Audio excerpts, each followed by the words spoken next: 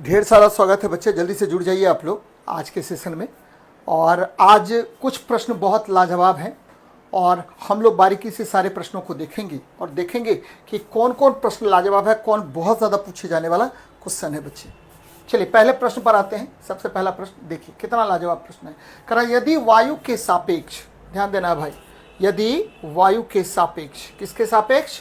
तो वायु के सापेक्ष, है ना, वायु के सापेक्ष कांच का अपवर्तनांक, कांच के सापेक्ष वायु के अपवर्तनांक का 5 गुना है। यानी if the refractive index of glass with respect to air is 5 times the refractive index of air with respect to glass. देखिए कैसे लिखते हैं इसको भाई मेरे, ये देखिए ये क्या होगा कि म्यू आपको किसका, तो कांच का अपवर्तनांक वायु के सापेक्ष, कांच का अपवर्तनांक किसके, वायु के सापेक्ष, ये होता है 1/, आपको वायु का अपवर्तनांक कांच के सापेक्ष होता है।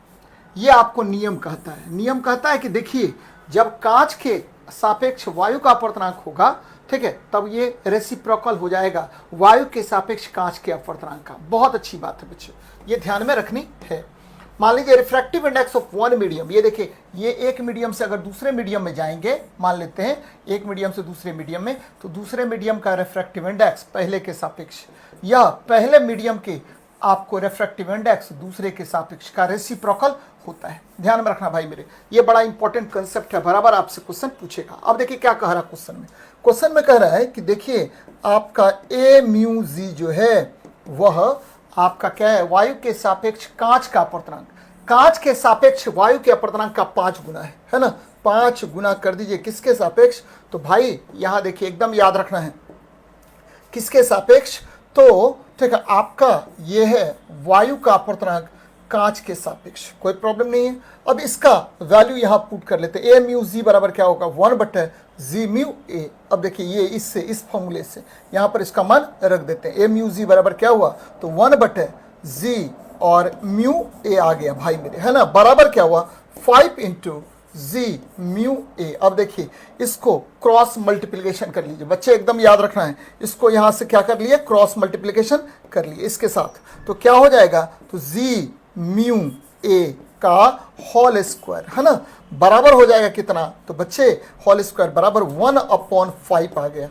अब क्या करेंगे, ये देखिए इसको नीचे लेके आ गए, इसको गुना कर दिए थे, तो जी म्यू ए निकालना है, जी म्यू ए निकालना है ना, जी म्यू ए यानी वायु का अपवर्तनांक कांच के सापेक्ष बराबर होगा 1/, ठीक है, 5 का रूट अंडर। देखिए कहां पर ऑप्शन में है, तो 1/√अंडर, √1/5 हो जाएगा। ध्यान में रखना है क्या मैंने किया है, बस इतना ही ध्यान रखना है बच्चे कि अगर किसी एक माध्यम के सापेक्ष दूसरे माध्यम का अपवर्तनांक निकालना हो, यहां देखिए रिफ्रैक्टिव इंडेक्स ऑफ मीडियम 2, है ना, आपको 1 के रेस्पेक्ट में, तो क्या करते हैं, तो बच्चे ये करते हैं 1/ रिफ्रैक्टिव इंडेक्स ऑफ क्या, तो medium 1 with respect to medium 2। तो ये बातें याद रखनी है आपको। और रिफ्रैक्टिव इंडेक्स होता क्या है, अपवर्तनांक होता क्या है, तो ये भी आपको ध्यान में रखना है कि अपवर्तनांक एकदम सिंपल है। क्या होता है, तो ठीक है, म्यू बराबर होता है CY/V, याद रखना CY/V यानी निर्वात में प्रकाश का वेग बटे माध्यम में प्रकाश के वेग के अनुपात को,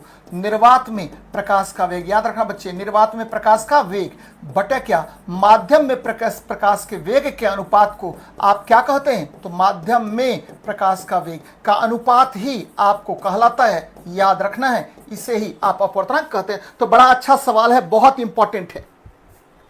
सर आई नो यू, ये रिलेवेंट नहीं है, बट सर प्लीज एक क्वेश्चन पूछूं प्लीज, गुस्साइएगा नहीं। हाँ क्यों नहीं पूछें, ठीक है पूछिए पूछिए पूछिए।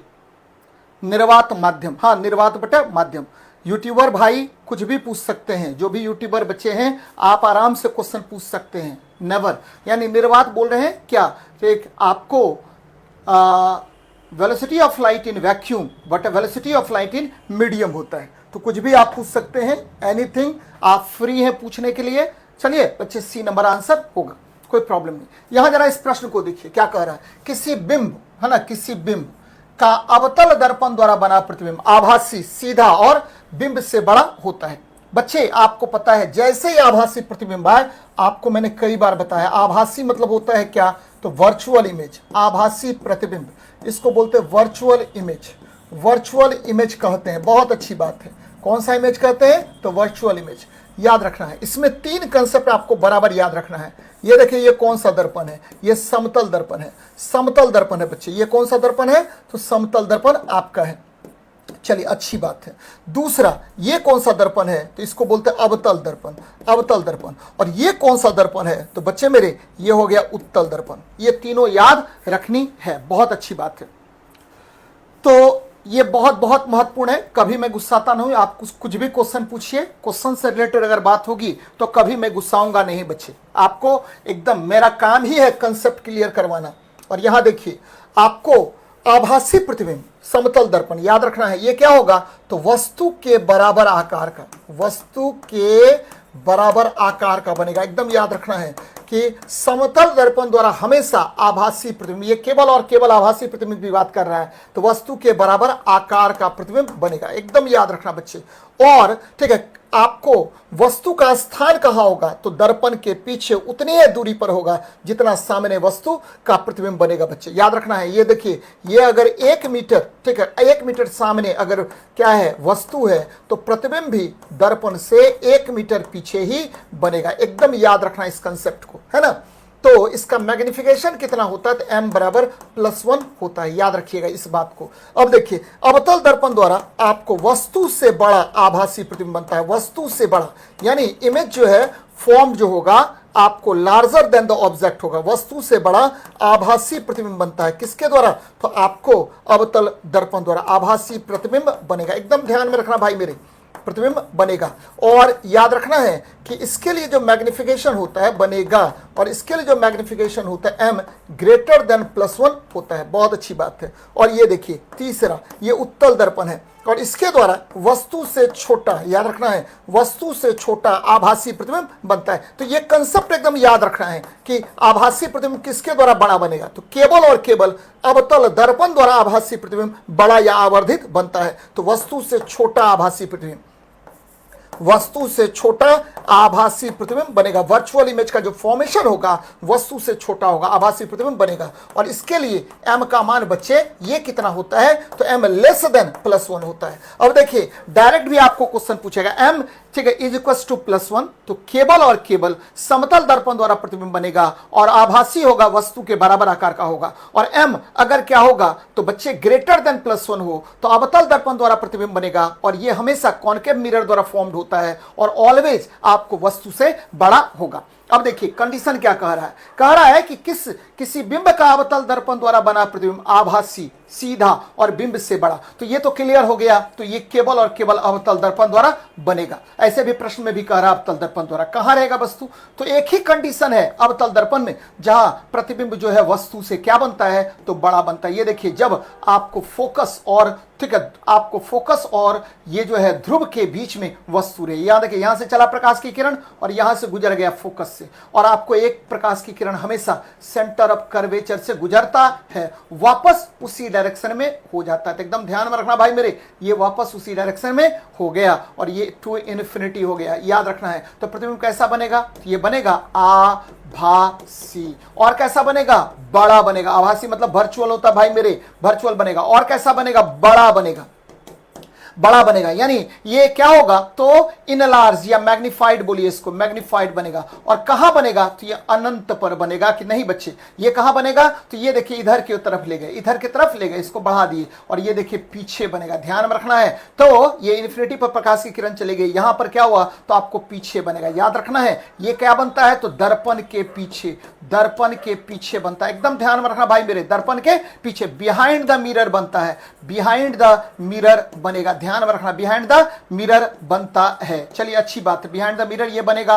और बच्चे ये सीधा बनेगा, इरेक्ट फॉर्म करेगा, इरेक्ट फॉर्म होगा। यानी यही एक कंडीशन है जिसमें इरेक्ट फॉर्म होता है, और इसका यूज आप बहुत सारा करते हैं, जैसे डॉक्टर्स मिरर में। याद रखना, डॉक्टर्स मिरर में इसी कंडीशन का यूज करते हैं, डॉक्टर्स मिरर में, है ना। इसी कंडीशन का यूज बच्चे डॉक्टर्स मिरर में करेंगे। इसी कंडीशन का यूज करते हैं सेविंग मिरर में। ध्यान में रखना, सेविंग मिरर में इसी कंडीशन का यूज किया जाता है। तो ये ध्यान में आपको रखनी चाहिए, बहुत बहुत इंपॉर्टेंट है। बराबर आपसे क्वेश्चन यहां पर पूछा जाता है।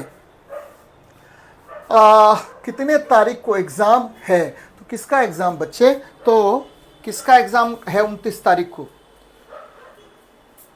पढ़ ही रहा हूं। चलिए अच्छी बात है। हरेंद्र जी या कोई भी जी जो है बच्चे, ठीक है, बात थोड़ा कम कीजिए और प्रश्न को देखिए। ये देखिए क्या होगा आंसर इसका। तो मुख्य फोकस तथा वक्र, गलत बात है बच्चे। वक्रता केंद्र पर बराबर आकार का प्रतिबिंब बनेगा। दर्पण के ध्रुव तथा मुख्य फोकस के बीच अगर वस्तु है तो प्रतिबिंब आभासी बनेगा, सीधा बनेगा और दर्पण के पीछे बनेगा। चलिए अगले प्रश्न पर बात करते हैं। यदि किसी परिपथ का विभवांतर और धारा दोनों का मान पहले की तुलना में आधा कर दिया जाए, if both the voltage and current of a circuit are halved compare to the first, then the value of resistance will be. अब वैल्यू ऑफ रेसिस्टेंस क्या होगा भाई मेरे, तो एकदम याद रखना है वैल्यू ऑफ रेसिस्टेंस क्या होगा।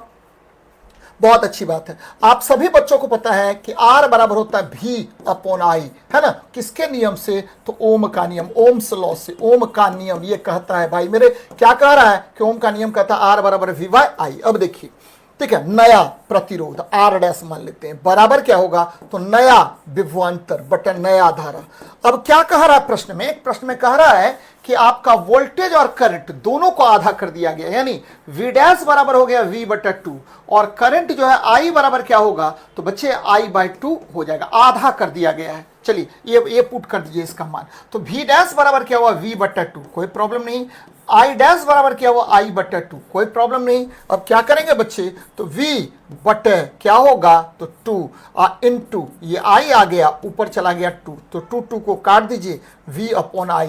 बच्चे V अपॉन I बराबर क्या है, R है। तो नया प्रतिरोध जो है ये देखिए पहले ही प्रतिरोध के बराबर हो रहा है, यानी कोई परिवर्तन इसमें नहीं आएगा, अनचेंज्ड हो जाएगा। याद रखना है ये क्या होगा, अनचेंज्ड रहेगा। और जैसे मैंने बनाया उसी तरह से आपको भी बनाना है एग्जाम में, है ना। बराबर आपको इस तरह का प्रश्न पूछेगा और मजा आ जाएगा, है ना। एकदम याद रखिए बच्चे, टाइम बहुत कम है और पढ़ लेना है। 29 जून को परीक्षा है ना, तो एकदम रिजल्ट तो होना तय है। जैसा मैं बता रहा हूं उस तरह से अगर पढ़ेगा तो किसी भी हालत में रिजल्ट नहीं रुकने वाला है। अब जरा इसको देखिए, लघु पथन के समय पर परिपथ, देखिए कितना अच्छा क्वेश्चन है।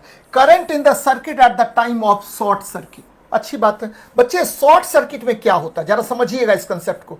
शॉर्ट सर्किट में आपको करंट जो है, करंट है ना, करंट करंट किसी अन्य, है ना, करंट किसी अन्य किससे, तो अन्य परिपथ से गुजर जाता है। याद रखना, परिपथ से गुजर जाता है ना, गुजर जाता है। जहां क्या होता है, गुजर जाता है, जहां आपको याद रखना बच्चे, जहां क्या होगा, तो जहां आपको चालक, है ना, चालक ठीक है, माध्यम मिलेगा। याद रखना बच्चे, चालक माध्यम मिलेगा। यानी जैसे चालक माध्यम कोई मिल गया, जैसे पानी मिल गया या कोई अन्य माध्यम मिल गया, तो आपको ठीक है ये तीव्र गति से गुजरेगा। कहने का अर्थ है कि प्रतिरोध का मान घट जाएगा। याद रखना है आपको, रेसिस्टेंस का मान, प्रतिरोध यानी R घट जाता है। बहुत अच्छी बात है बच्चे। यानी आप डायरेक्ट कह सकते थे, हम एक लाइन में डायरेक्ट कह सकते थे क्या, कि देखिए जैसे ही शॉर्ट सर्किट होगा तो भाई मेरे आपको ठीक है चालक जो है, विद्युत धारा जो है आपको एक अन्य मार्ग ढूंढेगा जहां पर प्रतिरोध का मान घट जाएगा। अब बच्चे अब देखिए V बराबर क्या होता है, तो RI होता है। याद रखना है। अब देखिए क्या होगा भाई मेरे, विभव तो नियत रहता है। ध्यान में रखना है, किसी पर्टिकुलर सर्किट में विभव नियत हो गया, प्रतिरोध का मान घट गया, तो ये I का मान बहुत ज्यादा बढ़ जाएगा। याद रखना है, ठीक है आपको, ठीक है विभवांतर, ठीक है विभवांतर क्या होता है, नियत रहता है। विभवांतर नियत रहता है। याद रखना, पोटेंशियल डिफरेंस जो है वो नियत रहेगा, नियत रहता है। अब जब नियत रहेगा पोटेंशियल डिफरेंस, तो I का मान काफी ज्यादा बढ़ जाएगा। और आपको पता है H बराबर क्या होता है, तो I स्क्वायर RT होता है। किसका नियम है, तो जूल्स लॉ है बच्चे, जूल्स लॉ है, joules law of heating effect of current है। तो I का मान जब बढ़ेगा, ध्यान में रखना है भाई मेरे, जैसे ही I का मान बढ़ेगा, I का मान जैसे ही बढ़ेगा तो क्या होगा, तो H का मान काफी ज्यादा बढ़ जाएगा और सर्किट जल जाएगा। सर्किट क्या होगा, जल जाएगा, सर्किट जल जाएगा। क्या यहां से कंसेप्ट सीखे कि लघु पथन में प्रतिरोध घट जाता है, विद्युत धारा का मान बहुत ज्यादा बढ़ जाता है। यहां से ये नोट डाउन कर लेना भाई मेरे, है ना। तो आपको करंट का वैल्यू बहुत ज्यादा बढ़ जाएगा, बहुत ज्यादा करंट बढ़ जाएगा, तो पूर्ण रूप से कम हो जाती। देखिए क्या कह रहा है कि current in the circuit at the time of short circuit पूर्ण रूप से कम हो जाता है। गलत बात है, परिवर्तित हो जाती है। हाँ बच्चे, परिवर्तित तो होता है, लेकिन ठीक है विशाल रूप से बढ़ जाता है। ये ज्यादा उपयुक्त आंसर है। आंसर हो जाएगा C नंबर बच्चे, है ना। सी नंबर आपको आंसर होगा। डायरेक्ट आपको विशाल रूप से बढ़ जाता, बहुत ज्यादा बढ़ जाएगा। क्यों? क्योंकि एक ऐसा पथ ढूंढेगा जो चालक होगा। चालक होगा तो प्रतिरोध का मान घट जाएगा, प्रतिरोध का मान घटेगा तो आपको विद्युत धारा बहुत ज्यादा बढ़ जाएगा और joules law of heating of current से आपको बहुत ज्यादा उष्मा उत्पन्न होगा और सर्किट पूरा जल जाता है बच्चे। इसीलिए शॉर्ट सर्किट में देखिएगा सर्किट आपको जल जाता है। तो पढ़ना इसी तरह से है भाई मेरे, और आपका रिजल्ट तो होना तय है। अब जरा इस प्रश्न को देखिए, ठीक है। आपको पहली बात तो ये जान लीजिएगा, दूरदृष्टि दोष है ना बच्चे। फार साइटेडनेस में क्या होता है भाई मेरे? फार साइटेडनेस में दो कंडीशन होता है, याद रखना है। क्या कंडीशन होगा? पहली बात याद रखना बच्चे, शब्द क्या है? दूर है, याद रखना ये फार है।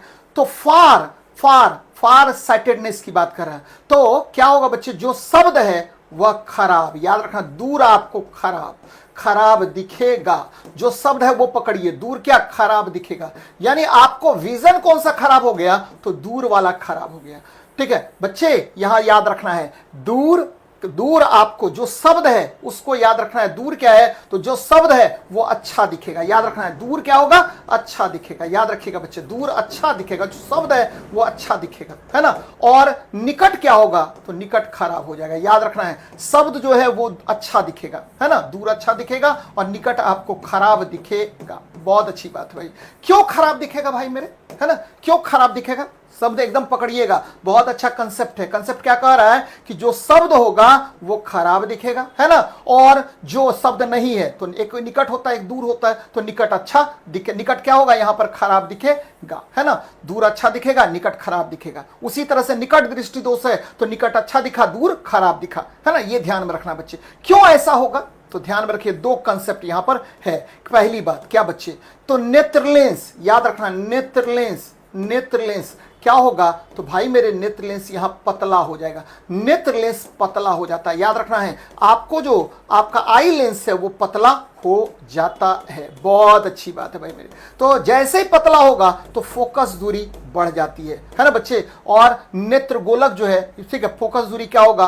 तो नेत्र लेंस पतला हो जाता है। और दूसरा कंडीशन क्या कह रहा है बच्चे? तो फोकस दूरी बढ़ जाता है। बहुत महत्वपूर्ण कंसेप्ट है, याद रखना है। फोकस दूरी बढ़ जाता है। तो अब प्रतिबिंब कहां बनेगा? तो प्रतिबिंब बनेगा रेटिना से पहले, याद रखना है। रेटिना से, ठीक है, रेटिना के तुरंत बाद आपको प्रतिबिंब बनेगा। प्रतिबिंब रेटिना के बाद बनता है, प्रतिबिंब रेटिना के बाद बनता है। ध्यान में रखना बच्चे, प्रतिबिंब कहां बनेगा? तो रेटिना के बाद बनेगा, पहले नहीं बनेगा, रेटिना के बाद बनेगा, है ना बच्चे। प्रतिबिंब रेटिना के बाद बनेगा, रेटिना के बाद बनेगा। ध्यान में रखना है इसको, इस कंसेप्ट को, रेटिना के बाद बनेगा। देखिए कितना मस्त कंसेप्ट है, बाद बनेगा। बहुत महत्वपूर्ण है भाई मेरे, है ना, बहुत बहुत महत्वपूर्ण है। चलिए अच्छी बात है। अब क्या करेंगे? तो भाई ठीक है, आपको जो भी व्यक्ति दूरदृष्टि दोष से पीड़ित होगा, तो ये देखिए मैंने क्या कहा कि आपको यहां पर ये आई लेंस है, ध्यान में रखिएगा, आई लेंस बहुत पतला हो गया है। हर व्यक्ति का आई लेंस एक निश्चित फोकस दूरी पर आपको फोकसित करेगा। मान लेते हैं यहां पर फोकसित कर रहा है, ये देखिए, ये प्रकाश की किरण चली और ये प्रकाश की किरण चली और इसको फोकसित कर दिया यहां पर, है ना, इमेज। और ये आपका रेटिना है भाई मेरे, ये देखिए, ये आपका रेटिना है, ध्यान में रखिएगा, ये आपका क्या है? रेटिना है, ये आपका रेटिना है। और इमेज का फॉर्मेशन यहां पर हो रहा है ना। अब क्या करना पड़ेगा? तो एक सर्टेन फोकस दूरी, याद रखना, एक सर्टेन फोकस दूरी का आपको यहां चूंकि फोकस दूरी बढ़ गया है, तो आप क्या किए कि सर्टेन फोकस दूरी क्या हुआ? नियत कर दिए, नियत। तो इमेज का फॉर्मेशन आपको कहां करना है? तो आपको इमेज का फॉर्मेशन इस रेटिना पर करना है बच्चे, इस रेटिना पर करना है इमेज का फॉर्मेशन। यानी आपको जो लेंस लेना पड़ेगा, यहां पर जो करेक्टिव लेंस लगाएंगे उसका फोकस दूरी आपको नियत रखना पड़ेगा। नहीं तो थोड़ा सा भी इधर अल्टर हो गया तो क्या हो जाएगा? प्रतिबिंब जो है रेटिना के बाहर बनेगा, तो आपको कोई मतलब ही नहीं होगा, ठीक नहीं होगा, आपको अच्छा नहीं दिखेगा। तो ध्यान में रखिएगा कि ठीक है, ऐसा लेंस का क्या लगाते हैं? तो ऐसा लेंस का स्पेक्टेकल्स लगाते हैं या चश्मा लगाते हैं, स्पेक्टेकल्स, ठीक है, उत्तल लेंस का लगाएंगे, जिसका फोकस दूरी क्या होगा भाई? नहीं, नियत होगा। जैसे नियत नहीं होगा, यानी हर व्यक्ति का अलग अलग फोकल लेंथ होगा। और बच्चे आपको पता है कि इसका जो पावर होता है वो हम प्लस डी में मेजर करते हैं। इसकी फोकस दूरी को भी ऑलवेज प्लस में ही मेजर करते हैं। याद रखना, प्लस होता है, पॉजिटिव होता है किसका? तो आपको उत्तल लेंस का फोकस दूरी होता है बच्चे, पॉजिटिव होगा। तो हमेशा आप आपको हर व्यक्ति के लिए एक निश्चित फोकस दूरी वाला चश्मा का यूज किया जाएगा। तो बच्चे निश्चित फोकस दूरी के अवतल इस गलत बात है। मैंने कहा कि दूरदृष्टि को दूर करने के लिए आपको क्या करना पड़ेगा, उत्तल लेंस का प्रयोग करना पड़ेगा और ठीक है इसकी फोकस दूरी को आपको नियत करना पड़ेगा। तो निश्चित फोकस दूरी का उत्तल लेंस ये आपका सही है। ध्यान में रखना बच्चे, निश्चित फोकस दूरी के उत्तल लेंस का प्रयोग करेंगे हर व्यक्ति के लिए। क्या होगा, तो अगर एक जैसा यूज करेंगे तो कभी भी प्रतिबिंब रेटिना पर नहीं दिखेगा। इसीलिए आपका आंसर क्या हो जाएगा, बी नंबर होगा। तो प्रश्न बस इतना ही है।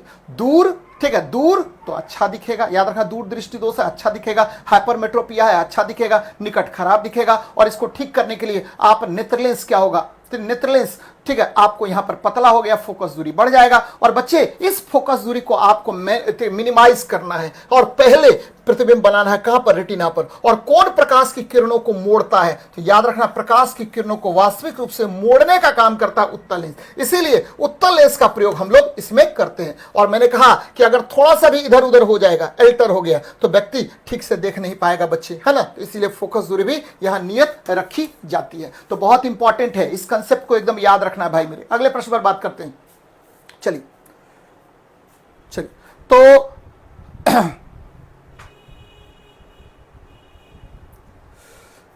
आरती सिंह जी, तो बहुत अच्छे से बात ये है, बहुत अच्छी बात ये है कि साइंस क्या है। तो साइंस ठीक है कुछ भी नहीं है, साइंस बस क्या है कि आपके क्यूरियोसिटी को बढ़ाना, और मेरा काम है आपके क्यूरियोसिटी को बढ़ाना। जरा इस प्रश्न को देखिए, पारिस्थितिकी तंत्र में ऊर्जा को प्रवाहित होने का क्रम क्या है, द फ्लो ऑफ एनर्जी, ठीक है, flow of energy in an ecosystem is, कैसे होगा।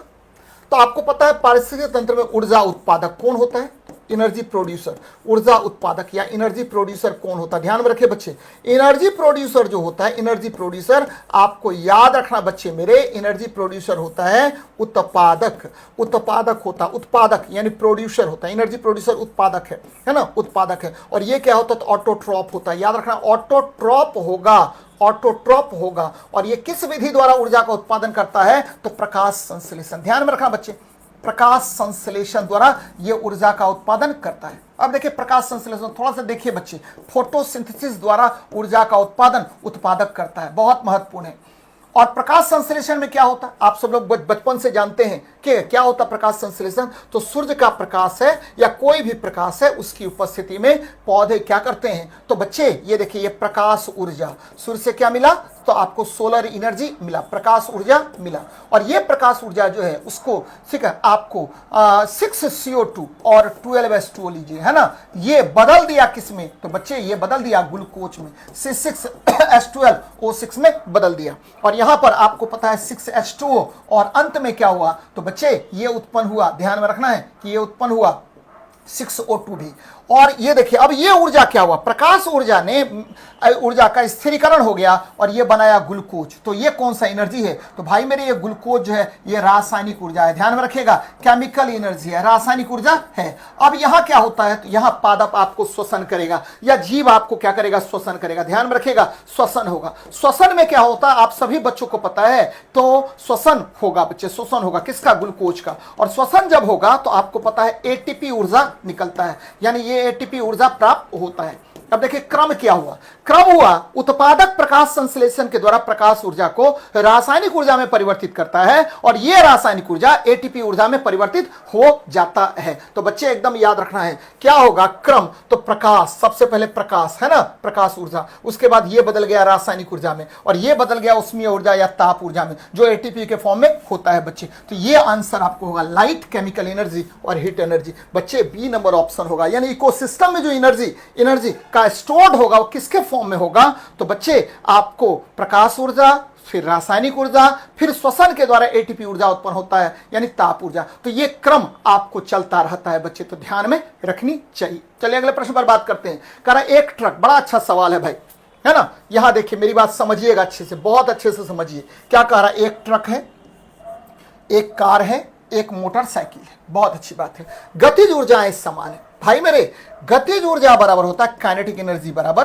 क्या होता है, चेंज इन काइनेटिक एनर्जी बराबर होता है क्या, तो बच्चे ये होता है किया गया कार्य। एकदम ध्यान में रखिएगा, किया गया कार्य, है ना, याद रखना है। चेंज इन काइनेटिक एनर्जी बराबर क्या होता है, टोटल वर्क डन। इस प्रिंसिपल को एकदम ध्यान में रखनी है। फिर से मैं रिपीट कर रहा हूं, इसको बोलते हैं क्या, तो इसको बोलते हैं कार्य ऊर्जा प्रमेय। याद रखना बच्चे, इसको बोलते हैं कार्य ऊर्जा प्रमेय बोलते हैं। और कार्य ऊर्जा प्रमेय क्या होता है कि देखिए, वर्क एनर्जी थ्योरम क्या होता है कि चेंज इन काइनेटिक एनर्जी बराबर क्या होगा, तो बच्चे किया गया कार्य, टोटल वर्क डन, है ना। ये फॉर्मूला है ना। अब देखिए बच्चे, सबका हम बात कर रहे हैं। पहला गाड़ी का काइनेटिक एनर्जी 1, पहले क्या है, तो ट्रक है बच्चे। ट्रक का काइनेटिक एनर्जी बराबर क्या होगा, तो W, है ना। W किसका, तो बच्चे कार का। इसको थोड़ा सा और बढ़ा लेते हैं, W ले लेते हैं कार का, बराबर क्या, FC इंटू क्या मान लेते हैं कि S कार के द्वारा तय की गई दूरी, यानी बल गुना विस्थापन है। चलिए, एक नंबर ये हो गया, एक नंबर मान लेते हैं, है ना। इसको नंबर मत मानिए।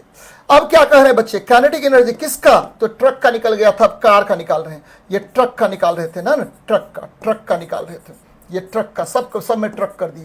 कार का निकाल रहे हैं, तो कार क्या हुआ, तो ये देखिए W कार ले लीजिए, बराबर क्या होता है, तो FC इंटू क्या बच्चे मेरे, ये देखिए S क्या हुआ, तो कार, ये दूसरा नंबर।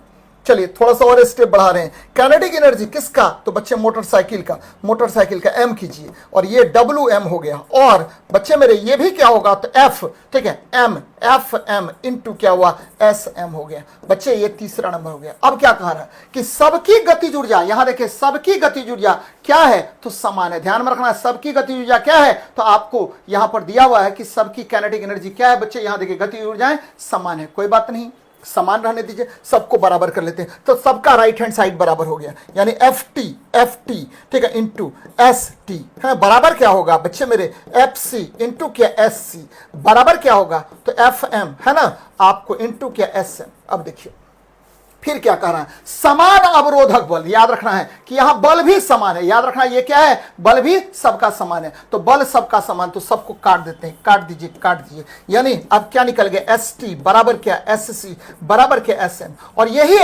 ST क्या है, तो आपको ट्रक द्वारा तय की गई दूरी X है, और बच्चे कार द्वारा तय की गई दूरी Y है, और ठीक है आपको किसके द्वारा, तो बच्चे मोटरसाइकिल द्वारा तय की गई दूरी Z है। यानी X बराबर Y बराबर क्या होगा, तो Z हो जाएगा, कोई दिक्कत नहीं है बच्चे। यानी X बराबर Y बराबर Z होगा। अब देखिए यहां से क्या कंसेप्ट आपको याद रखना है, ध्यान रखिए बच्चे, क्या याद रखना है आपको एक सेकंड में सवाल बन जाएगा, ध्यान में रखिएगा। कंसेप्ट मैंने कंसेप्ट वाइज आपको बता दिया। अब थोड़ा सा ध्यान रखिए, देखिए मैं क्या कह रहा हूं कि अगर क्या होगा, अगर काइनेटिक एनर्जी सेम हो जाए, ध्यान में रखिए, काइनेटिक एनर्जी समान है ना, ध्यान में रखना बच्चे, काइनेटिक एनर्जी समान, बल समान, हाँ बल समान हो जाए, बल बराबर समान, तो ठीक है वस्तु द्वारा तय की गई दूरी क्या होगा, समान होगा। वस्तुओं द्वारा तय की गई दूरी क्या होगा, समान। वस्तुओं द्वारा तय दूरी समान होता है, तय दूरी समान होता है। बस इतना भी ध्यान में रखते तो आप x बराबर y बराबर z कर देते। क्या कह रहे बच्चे, कंसेप्ट एकदम याद रखना है। क्या एक कंसेप्ट है कि अगर आपको क्या होगा, काइनेटिक एनर्जी सेम हो,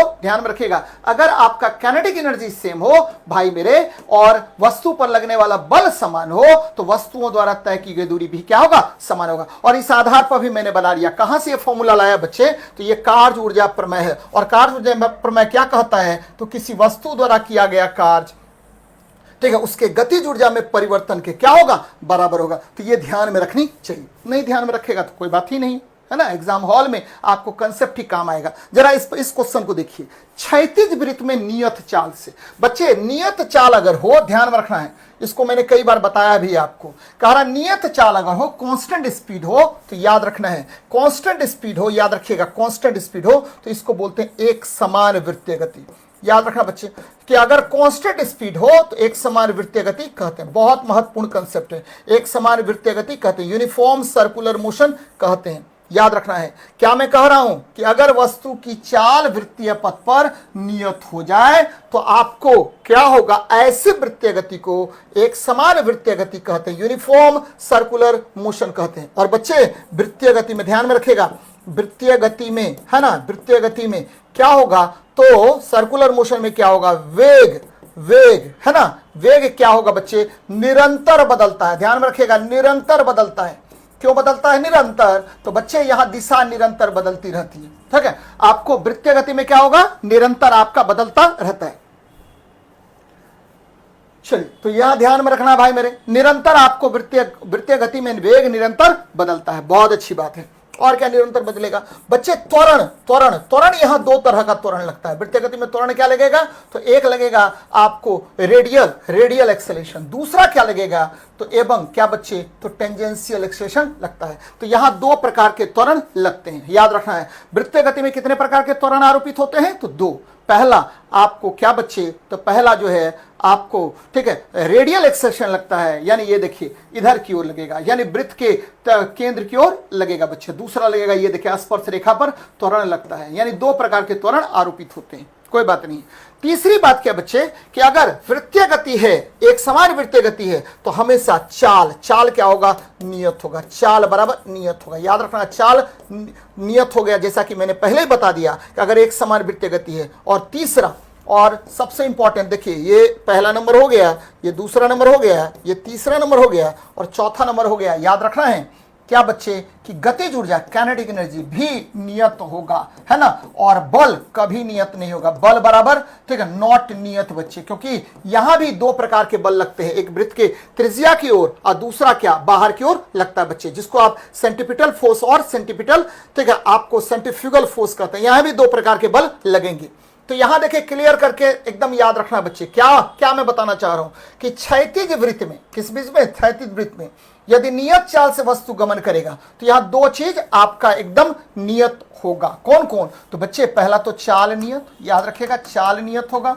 दूसरा क्या होगा? तो काइनेटिक एनर्जी आपका नियत होगा। बाकी सब कुछ आपको भिन्न हो जाएगा। तो आपको एकदम याद रखना है कि गतिज ऊर्जा ये नियत होगा, वेग और त्वरण ये कभी नियत नहीं होगा। वेग निरंतर बदलता रहता है, क्योंकि वृत्तीय पथ पर आपको दिशा निरंतर बदलेगा बच्चे, अनंत बार दिशा में परिवर्तन होता है, जिसके कारण आपको वेग बदलता रहता है। त्वरण मैंने क्या बताया कि वृत्तीय पथ पर त्वरण दो प्रकार का लगेगा, एक लगेगा त्रिज्यक त्वरण, दूसरा लगेगा स्पर्श रेखीय त्वरण। ये भी बदलता है, तो ये भी गलत हो गया भाई मेरे। और त्वरण तो बदलता है ही, है ना, तो याद रखना केवल और केवल काइनेटिक एनर्जी बदलेगा। ये ध्यान में रखनी है बच्चे कि वृत्तीय गति में कभी भी वेग समान नहीं होगा, यानी जो भी सदिश राशि है वो कभी भी समान नहीं होगा। यहां देखिए चाल आपको अदिश राशि है, तो चाल समान हो भी सकता है, नहीं भी हो सकता है। चाल अगर समान है, याद रखना, चाल अगर समान है तो उसको हम क्या बोलते हैं? एक समान वृत्तीय गति। चाल समान तो एक समान वृत्तीय गति, चाल समान नहीं है तो उसको असमान वृत्तीय गति कहते हैं। एक समान वृत्तीय गति यूनिफॉर्म सर्कुलर मोशन कहेंगे, है ना। चाल अगर क्या होगा? भिन्न होगा, याद रखना बच्चे, चाल अगर भिन्न होगा तो इसको हम बोलते हैं असमान वृत्तीय गति, नॉन यूनिफॉर्म सर्कुलर मोशन बोलते हैं, असमान वृत्तीय गति कहते हैं। तो बड़ा मस्त कंसेप्ट है, ध्यान में रखनी चाहिए इसको, है ना, बहुत अच्छी बात। चलिए बच्चे अगले प्रश्न पर देखते हैं क्या कह रहा है। लोहे की कील पारे पर क्यों तैरता है? तो बच्चे आपको पता है लोहा का घनत्व, ध्यान में रखिए, लोहा का घनत्व क्या होता है भाई? लोहा का घनत्व जो होता है डेंसिटी ऑफ क्या? तो डेंसिटी ऑफ Fe कितना होता है? जरा जल्दी बता दीजिए, कई बार मैंने चर्चा किया है इस क्लास में। तो बच्चे 7.85 ग्राम पर सेंटीमीटर क्यूब होता है, कोई बात नहीं। बच्चे पारा का घनत्व बताइए, देखिए कमेंट के जरिए कौन बताता है पारा का घनत्व, कौन बताता है, मैं देख रहा हूं। चलिए तो बच्चा जरा आप बताइए पारा का घनत्व कितना होता है, डेंसिटी ऑफ मरकरी कितना होता है, जल्दी से बता दीजिए, जल्दी से आप बता दीजिए कि पारा का घनत्व कितना होता है। देखिए कौन बताता है, जल्दी से बताइए। सालों का जून में होगा या कभी भी होगा, तो याद रखना है भाई मेरे, रिजल्ट पक्का है। केवल और केवल रेगुलर वे में तू डिस्कशन कर और फिर जाकर के मुझे पकड़ लेना कि सर ठीक है आपने बताया था और मेरा रिजल्ट नहीं हुआ। केवल यहां से जो भी डिस्कशन में करा रहा हूं उसको नोट डाउन कर भाई, रिजल्ट पक्का होगा। पारा का घनत्व कितना होता है? अब देखिए कोई जवाब नहीं दे रहा है, सब अपने में लगा हुआ है। 13.6 ग्राम पर सेंटीमीटर क्यूब होता है ना, याद रखना बच्चे। पानी का घनत्व कितना होता है? तो पानी का घनत्व होता है, ध्यान में रखिएगा, पानी का घनत्व होता है बराबर, आपको मैं बताता रहता हूं, 1 ग्राम पर सेंटीमीटर क्यूब, या आपको 10⁻³ kg पर मीटर क्यूब होता है। ये देखिए ग्राम में है और ये kg में, ये SI पद्धति में। अब देखिए क्या हुआ भाई मेरे, लोहे की कील पारे में तैरता है, क्यों तैरेगा? तो लोहे का घनत्व जो है पारे के घनत्व से क्या होगा? कम होगा। तो याद रखना यहां पर कंसेप्ट, देखिए मैं क्या कह रहा हूं, ठीक है, जिस वस्तु का घनत्व दूसरे से कम हो वह उसमें तैरता है। जिस वस्तु का घनत्व है ना दूसरे से कम हो वह उसमें तैरता है। जिस वस्तु का घनत्व दूसरे से कम, याद रखना दूसरे से कम, है ना, वह उसमें तैरता है। कम वह उसमें तैरता है, एकदम ध्यान में रखना भाई मेरे, उसमें तैरता है। जैसे एग्जाम्पल के तौर पर ठीक है, जल में बर्फ, जल में बर्फ, ध्यान में रखना भाई मेरे, जल में बर्फ क्या होगा, तैरेगा, जल में बर्फ तैरेगा। ठीक है, जैसे आपको क्या, एक और लेते हैं एग्जांपल, वायु में बादल तैरेगा, भाई मेरे वायु में बादल क्या होगा, तैरेगा। ठीक है, आपको क्या, तो पारे में, याद रखना, पारे में लोहा है ना, जैसे अभी बताया था मैं, पारा में लोहा, पारे में सोना डूब जाएगा, याद रखना, पारे में सोना डूब जाएगा। सोना का घनत्व तो ज्यादा होता है, 19.3 ग्राम पर सेंटीमीटर क्यूब होता है, सोना डूब जाएगा। तो बच्चे एकदम याद रखिए इस कंसेप्ट को। तो पकड़िए कहां पर घनत्व है, तो लोहे की पारे से रासायन, ये कोई मतलब ही नहीं है ना। घनत्व पकड़िए कहां, लोहे का भार, ये भी मतलब नहीं है। लोहे का घनत्व पानी से क्या होगा, अधिक है ना, और पारे से कम होता है, यही आंसर हो जाएगा, है ना बच्चे। आसान प्रश्न है लेकिन आपको बनाना पड़ेगा आसान। चलिए अगले प्रश्न पर बात करते हैं। बर्फ के दो टुकड़ों को आपस में दबाने पर, बच्चे when two pieces of ice are pressed together, क्या होगा।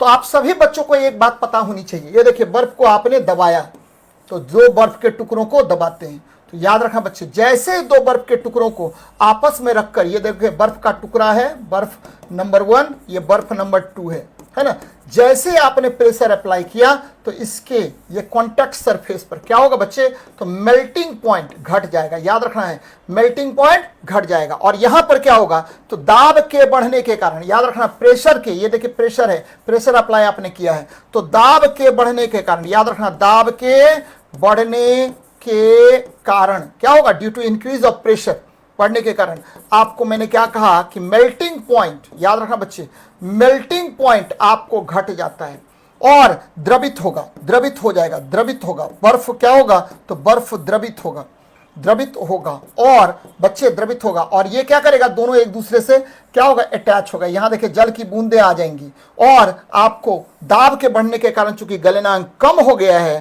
तो पानी की बूंदें आ गई, पानी की बूंद के आने के कारण ये आपस में क्या होगा, चिपक जाएगा, याद रखना बच्चे, चिपक जाएगा। और इस प्रोसेस को क्या बोलते हैं, रिग्लिगेशन कहते हैं, याद रखना इस प्रोसेस को क्या बोलते हैं, तो रिग्लिगेशन कहा जाता है, रिग्लिगेशन कहते हैं, याद रखना बच्चे।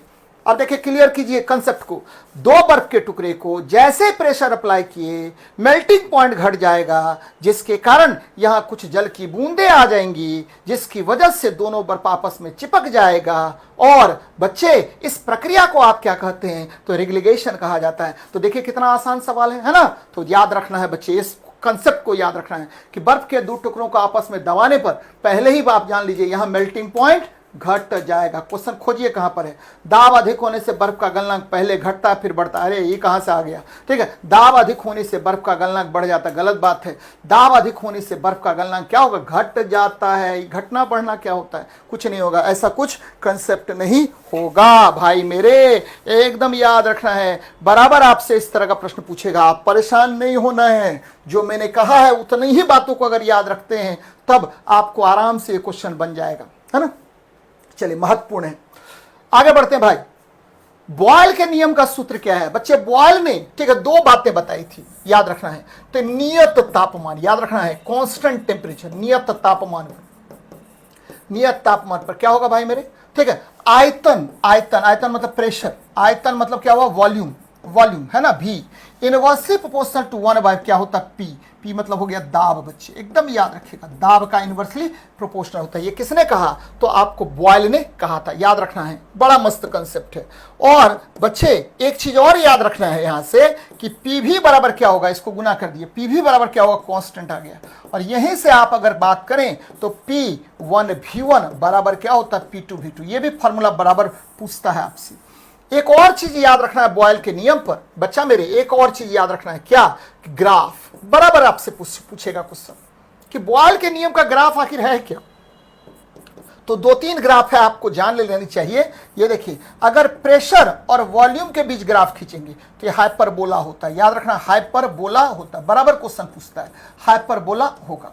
अगर आपको वॉल्यूम, याद रखना बच्चे, वॉल्यूम और प्रेशर के 1/, प्रेशर के बीच ग्राफ खींचे तो ये स्ट्रेट लाइन होगा, सरल रेखा होगा, स्ट्रेट लाइन होगा, सरल रेखा होता है, बहुत अच्छी बात है।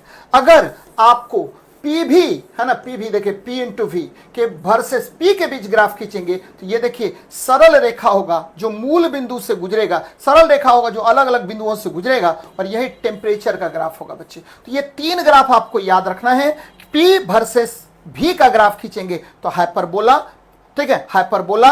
बच्चे अगर V वर्सेस 1/P का ग्राफ खींचेंगे तो straight line, PV versus P या PV वर्सेस V का ग्राफ खींचेंगे तो यह क्या होगा, तो आपको तो ये जो एक्स एक्सिस है इसके पैरेलल होगा और ये समय का मान देगा। तो याद रखिएगा इन तीनों ग्राफों को। और बच्चे ये क्या होगा, V inversely proportional to 1/P हो जाएगा आपका आंसर। तो बहुत इजी सवाल है बच्चे यहां, लेकिन दो कंसेप्ट और याद रखिएगा। क्या याद रखिएगा, ये देखिए चार्ल्स लॉ, चार्ल्स लॉ पर बात कर रहे हैं भाई, चार्ल्स लॉ। तो जैसे ही चार्ल्स लॉ आएगा बोलेगा इसमें क्या कांस्टेंट रहता है, तो भी बोलते हैं यहां पर क्या होगा बच्चे, यहां P नियत हो जाएगा, P नियत, P को नियत कर लीजिए। V डायरेक्टली प्रोपोर्शनल टू क्या होता है, T के। V यहां आयतन हो गया, T एब्सोल्यूट टेम्परेचर, परम शून्य ताप हो गया।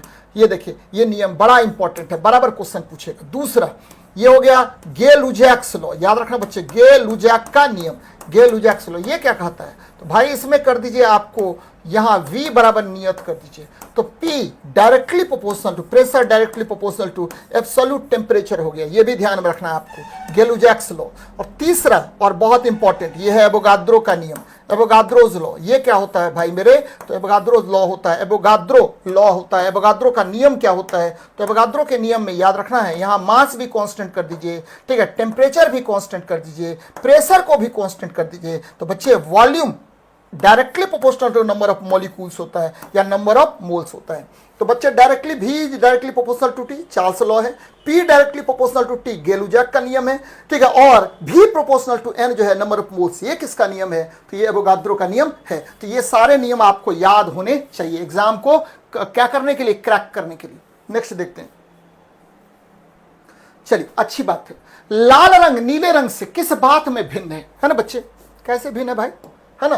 तो बच्चे पहले तो ये जान लीजिए कि लाल रंग नीला रंग है ना, तो इसका तरंगदैर्घ्य कितना होता है। पहले तरंगदैर्घ्य लेमडा देखिए, लेमडा जो रेड होता है बच्चे ये 620 नैनोमीटर से लेकर के आपको 780 नैनोमीटर के पास होता है।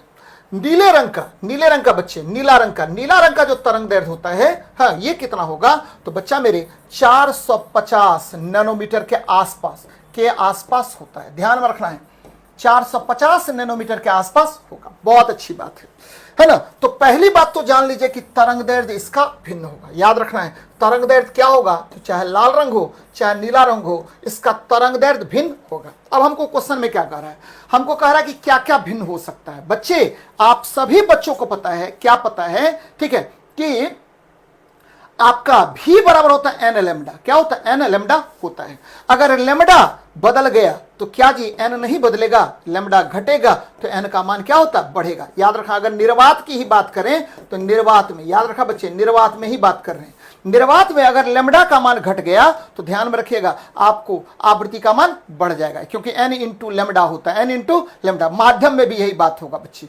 यानी आपको रंग अगर बदल गया तो तरंगदैर्घ्य बदलेगा, तरंगदैर्घ्य अगर बदल गया तो आवृत्ति बदल जाएगी। किसी निश्चित माध्यम में आपको ये बदल जाएगा। तो ध्यान में रखना भाई मेरे, ठीक है। आपको एन लेमडा क्या होगा, एन भी बदलेगा और लेमडा भी बदलेगा, क्योंकि क्वेश्चन में ऐसा नहीं कह रहा है कि लाल रंग नीले रंग से किस बात में भिन्न होता है, तो दोनों में भिन्न होता है। दोनों का आवृत्ति और दोनों का तरंगदैर्घ्य दोनों भिन्न भिन्न होगा। लेकिन यही माध्यम में पूछता अगर क्वेश्चन तो आपको डिफरेंट हो जाता। ध्यान में रखिएगा इसी क्वेश्चन को कैसे बना था कि लाल रंग नीले रंग, ठीक है, लाल रंग नीले रंग, ठीक है, किस बात से माध्यम में भिन्न होता है, तब क्या होता है, केवल तरंगदैर्घ्य होता है। लेकिन डायरेक्ट क्वेश्चन पूछ रहा है कि लाल रंग नीले रंग से किस बात में भिन्न है, तो बच्चे ये आवृत्ति और तरंगदैर्घ्य दोनों में आपको भिन्न होता है। आवृत्ति और तरंगदैर्घ्य दोनों में आपको भिन्न होता है, क्योंकि लाल रंग का तरंगदैर्घ्य मैंने अलग लिख दिया है। और बच्चे यह आवृत्ति में भी भिन्न होगा और तरंगदैर्घ्य में भी भिन्न होगा। आयाम से कोई मतलब है नहीं बच्चे, है ना। तो ध्यान में रखिएगा आपको आंसर हो जाएगा डी। कभी कंफ्यूज नहीं करना है भाई मेरे, इन है कि आंसर वाजे दे दिलको सीट में वही आंसर मार दिलियो, है ना बच्चे। तो आपको आपका दिमाग लगाना पड़ेगा एग्जाम हॉल में कि क्वेश्चन क्या कह रहा है, कि यही अगर माध्यम में क्वेश्चन रहता तो इसका नेचर बदल जाता, है ना बच्चे। ऐसा क्वेश्चन में नहीं कह रहा है, केवल डायरेक्ट बोल रहा है कि लाल रंग नीले रंग से किस बात में भिन्न होता है ना बच्चे। अपना दिमाग यूज कीजिए। अगले प्रश्न पर बात करते हैं, कारण निम्नलिखित में से कौन सा कथन सही नहीं है ना। ध्यान में रखिएगा डी आंसर होगा। मैं बार बार बोल रहा हूं कि ऐसा नहीं है कि आपको जो क्वेश्चन का आंसर दे दिया वही रामबाण है है ना, आपको अपना दिमाग लगा करके क्वेश्चन, चूंकि DE इसीलिए फंसाने के लिए है भाई मेरे, है ना। जरा इस प्रश्न पर बात कर लेते थोड़ा सा। मनुष्य का कान बच्चे 100 हर्ज पर सबसे सुग्राही होता है। बच्चे आपको पता है कि मनुष्य कितना सुनता है? मनुष्य जो है, मनुष्य आप सभी बच्चे बचपन से ही जानते हैं 20 हर्ज से 20,000 हर्ज की ध्वनि सुनता है। 20,000 हर्ज की ध्वनि सुनता है और इसी ध्वनि को आप क्या कहते हैं? तो भाई मेरे इसको बोलते हैं श्रव्य ध्वनि कहते हैं। बच्चे बहुत अच्छी बात है, श्रव्य ध्वनि कहते हैं, है ना। इसको ऑडिबल साउंड कहते हैं। और आपका कान, है ना, ऑडिबल साउंड कहते हैं। आपका कान किस आवृत्ति के लिए सबसे सुग्राही है ना? एकदम याद रखना भाई मेरे, हम नहीं कह रहे हैं, ये आपको एनसीईआरटी कह रहा है। एनसीईआरटी कह रहा है कि देखिए सबसे सुग्राही ध्वनि कितना, तो सबसे सुग्राही ध्वनि होता है 2000 हर्ज से लेकर के 5000 हर्ज के बीच, है ना। ध्यान में रखना बच्चे, सबसे सुग्राही ध्वनि यानी आपका कान सबसे ज्यादा सेंसेशन कब पैदा करेगा? तो सबसे ज्यादा सेंसेशन पैदा करेगा जब आप 2000 हर्ज से 5000 हर्ज के बीच की ध्वनि को सुनेंगे। आपका कान सबसे ज्यादा सेंसिटिव यहां पर होता है। तो क्या जी 1000 हर्ज होगा? नहीं, तो ये ऑप्शन गलत हो गया। ध्यान में रखिए बच्चे, जो बता रहा हूं वो ध्रुव सत्य है और उसको नोट डाउन कर लेना है। नहीं नोट डाउन करेंगे तो ठीक है, आप आजकल देखिएगा यूट्यूब पर बहुत नाटक होता है, ठीक है, बहुत नाटक होता है, तो नाटक से बचिए और वास्तविक जो जानकारी है वो ग्रहण कीजिए। चलिए, मनुष्य की आंख लाल रंग के लिए सबसे अधिक सुग्राही होता है। अब देखिए कैसे लोचा है बच्चे। मनुष्य का जो आंख होता है, ध्यान में रखिए, मैं बार बार आपको बताता हूं, मनुष्य की आंखें याद रखिए, मनुष्य की आंख किसके लिए सुग्राही होता है? तो मनुष्य की आंख, है ना बच्चे, एकदम ध्यान में रखिएगा। मनुष्य की आंख आपको याद रखना है बच्चे, 2 रंग के लिए सबसे ज्यादा सुग्राही होता है। कौन कौन? तो पीला हरा, याद रखना बच्चे, पीला हरा रंग के लिए सुग्राही होता है। मनुष्य की आंख पीला हरा रंग के लिए सुग्राही। और बच्चे इस रंग का जो तरंग ये होता है, तरंग दैर्ध्य होता है, वो कितना होता है? तो बच्चे इस रंग का जो तरंग दैर्ध्य होता है, ध्यान में रखिएगा, 555 नैनोमीटर। जो मैं बात बता रहा हूं उसको एकदम नोट डाउन कर लेना बच्चे। मनुष्य के लिए सबसे ज्यादा सुग्राही रंग जो होता है, ठीक है, कौन कौन? तो बच्चे मैंने कहा ग्रीन और येलो मैंने कहा। और इसका जो तरंग दैर्ध्य होगा, लैम्डा होगा, वो कितना होगा? सुग्राही सेंसिटिव कलर का ये होगा, ध्यान में रखिए, 555 नैनोमीटर। तो बहुत अच्छी बात है भाई मेरे, ये बहुत इंपॉर्टेंट है। तो ये गलत हो गया, लाल रंग के लिए तो होगा ही नहीं बच्चे, पीला और हरा रंग के लिए। सुनने की दृढ़ता यानी persistence of vision, persistence of आपको हियरिंग जो है, याद रखना है, सुनने की, ठीक है, सुनने की जो परसिस्टेंस ऑफ जो हियरिंग है, सुनने की जो आपको दृढ़ता है बच्चे, ये 1/10 सेकंड होता है। एकदम याद रखना, 1/10 सेकंड होता है। यानी आपको एक सेकंड में अगर 10 आपको ध्वनि सुनाई देगा कान पे, तो वो अलग अलग आपको पता चलेगा। जैसे ही 10 से थोड़ा अधिक होगा तो ध्यान में रखिएगा, सब ध्वनि एक जैसा लगने लगेगा, आपको वास्तविक ध्वनि का पता ही नहीं चलेगा, है ना। गो गो गो गो करने लगेगा बच्चे, यानी स्पष्टता नहीं होगी ध्वनि में। तो ध्यान में रखिए, ये आपका केवल सही है, बाकी दोनों आपका गलत हो गया बच्चे। तो ये ध्यान में रखिएगा। देखिए कितना लाजवाब सवाल है, आपको ध्यान में रखनी चाहिए। आगे बढ़ते, प्रबल अम्ल के जलीय विलयन में किसका अधिक होगा? कल भी मैंने कहा था बच्चे कि स्ट्रॉन्ग एसिड जैसे ही आएगा ना, प्रबल अम्ल, ध्यान में रखिएगा, प्रबल अम्ल जैसे ही आएगा ना, तो आपको ध्यान में रखना है कि इसमें इसका आयनीकरण, याद रखना, आयोनाइजेशन जिसको बोलते हैं। प्रबल अम्ल की बात अगर करेंगे, प्रबल अम्ल, ध्यान में रखना भाई मेरे, प्रबल अम्ल पर हम चर्चा कर रहे हैं, है ना, प्रबल अम्ल। तो मैंने क्या कहा कि जैसे प्रबल अम्ल आए ना बच्चे, तो याद रखना है कि आपको आयनन क्षमता काफी ज्यादा होगा, बहुत ज्यादा होगा। स्ट्रॉन्ग एसिड है, आयनन क्षमता बहुत ज्यादा। और याद रखना H+ आयन, ये भी यहां पर बहुत ज्यादा होगा, ठीक है। निर्बल अम्ल होगा, जस्ट अपोजिट होगा। निर्बल अम्ल अगर है, निर्बल अम्ल, तो ध्यान में रखिए बच्चे, निर्बल अम्ल अगर है तो आयनन क्षमता कम होगा। यानी वीक एसिड अगर है तो आपको आयनेशन जो पावर है, आयनन क्षमता, ये काफी कम होगा, आयनन क्षमता कम। और बच्चे याद रखना है कि आयनन क्षमता कम होगा और H+ आयन भी यहां पर क्या होगा? बहुत कम होगा। चलिए, अच्छी बात है। तो बच्चे यहां से आपको निकल गया होगा आंसर, क्या H+ आयनों की संख्या क्या होगी? काफी अधिक होगी। एक्सेस मात्रा में। और बच्चे याद रखना है कौन सा प्रबल अम्ल है, तो ये देखिए HCl सबसे HCl प्रबल अम्ल है, लेकिन सबसे प्रबल अम्ल कौन है, जरा देखिए कंसेप्ट में कौन बता रहा है, कौन बताएगा कि सबसे प्रबल अम्ल कौन है, बताइए। आप लोग अगर जान रहे होंगे तो बताइए सबसे प्रबल अम्ल कौन है। देखिए कौन जवाब देता है, सबसे प्रबल अम्ल कौन है। विच acid is highly strong acid, प्रबल अम्ल कौन है। देखिए कौन जवाब देता है, कोई जवाब दिया, सबसे प्रबल अम्ल कौन है। देखे कौन है भाई सबसे प्रबल अम्ल। एक बोल रहा है सल्फ्यूरिक अम्ल, भाई मेरे नहीं है सल्फ्यूरिक अम्ल। कौन है सबसे प्रबल अम्ल, तो ध्यान में रखना भाई मेरे, ये देखिए परक्लोरिक एसिड। परक्लोरिक एसिड सबसे प्रबल अम्ल है, HClO4। ध्यान में रखना भाई मेरे, बहुत बहुत इंपॉर्टेंट है। सबसे प्रबल अम्ल आपको परक्लोरिक एसिड है, HClO4 है ना बच्चे, HClO4। तब जाकर के आप कर सकते हैं H2SO4। एक भाई बोल रहा है H2SO4 भी, H2SO4 तब जाकर के आपको बहुत सारा कर लीजिए, उसके बाद तो कुछ कर लीजिए, कोई दिक्कत नहीं है भाई मेरे। सबसे प्रबल अम्ल परक्लोरिक एसिड होता है, ठीक है। अगर आगे क्वेश्चन आएगा तो और भी हम इसको डिटेलिंग करेंगे, लेकिन रेगुलर रहिए भाई मेरे। OH- आयन जिसका अधिक होगा, याद रखना है वो क्या होगा, प्रबल क्षारक होगा, स्ट्रॉन्ग बेस होगा, प्रबल क्षारक होता है। तो बहुत महत्वपूर्ण है, बराबर आपसे क्वेश्चन पूछेगा यहाँ पर। चलिए अगले प्रश्न पर बात करते हैं। यहां देखिए बैच शुरू हुआ है बच्चे, सफलता के लिए पढ़िए इसको। ये देखिए एल्युमिनियम कार्बाइड, देखिए कितना मस्त सवाल है, करा एल्युमिनियम कार्बाइड क्या होगा इसका आंसर, जरा जल्दी बता दीजिए। देखिए कौन बताता है, देखिए भाई कौन बताता है इसका आंसर, देखें कौन बता रहा है भाई, कौन बता रहा है जरा बता मेरे। HCl नहीं बेटा, ठीक है, आपको मैंने कहा परक्लोरिक एसिड। इसका जरा आंसर बताइए, देखे कौन कौन इसका आंसर का जवाब देता है, कौन देता है जवाब इसका। अब गूगल मत करने लगा भाई, क्योंकि मैं हूं।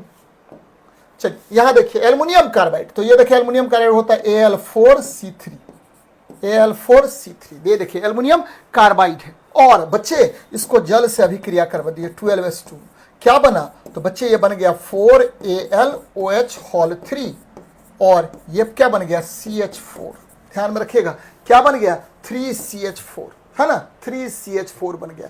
क्या है ये CH4 किसको बोलते हैं बच्चे, तो ये मिथेन है, याद रखना है। एल्युमिनियम कार्बाइड से किसका निर्माण होता है, तो भाई मेरे मिथेन का निर्माण होता है। यानी एल्युमिनियम कार्बाइड जब जल से अभिक्रिया करेगा तो किसका निर्माण करेगा, तो मिथेन का निर्माण करता है ना। ध्यान में रखना है, मिथेन को मार्स गैस कहते हैं, CH4 मार्स गैस कहेंगे। अब बोलेगे सर एसिटिलीन गैस किससे बनेगा, तो भाई मेरे आप लोग इसीलिए गच्छा खा गए होंगे कि कैल्शियम कार्बाइड को जल से अभिक्रिया कराने पर ये क्या बनता है, तो CaO प्लस क्या C2H2 बनता है, और ये एसिटिलीन गैस है जिसका उपयोग आपको फल को पकाने में, कृत्रिम रूप से फल को पकाने में करते हैं। तो गच्छा मत खाइए। और बच्चे एल्युमिनियम कार्बाइड जब अभिक्रिया करता है जल से तो आपको बनाता है एल्युमिनियम हाइड्रोक्साइड और मिथेन गैस का निर्माण करता है, ना कि एसिटिलीन गैस का निर्माण करता है। कैल्शियम कार्बाइड जब जल से अभिक्रिया करेगा तो कैल्शियम ऑक्साइड और एसिटिलीन गैस का निर्माण करता है। तो बड़ा इंपॉर्टेंट क्वेश्चन है, गच्छा मत खाइए भाई मेरे, वह भी आई।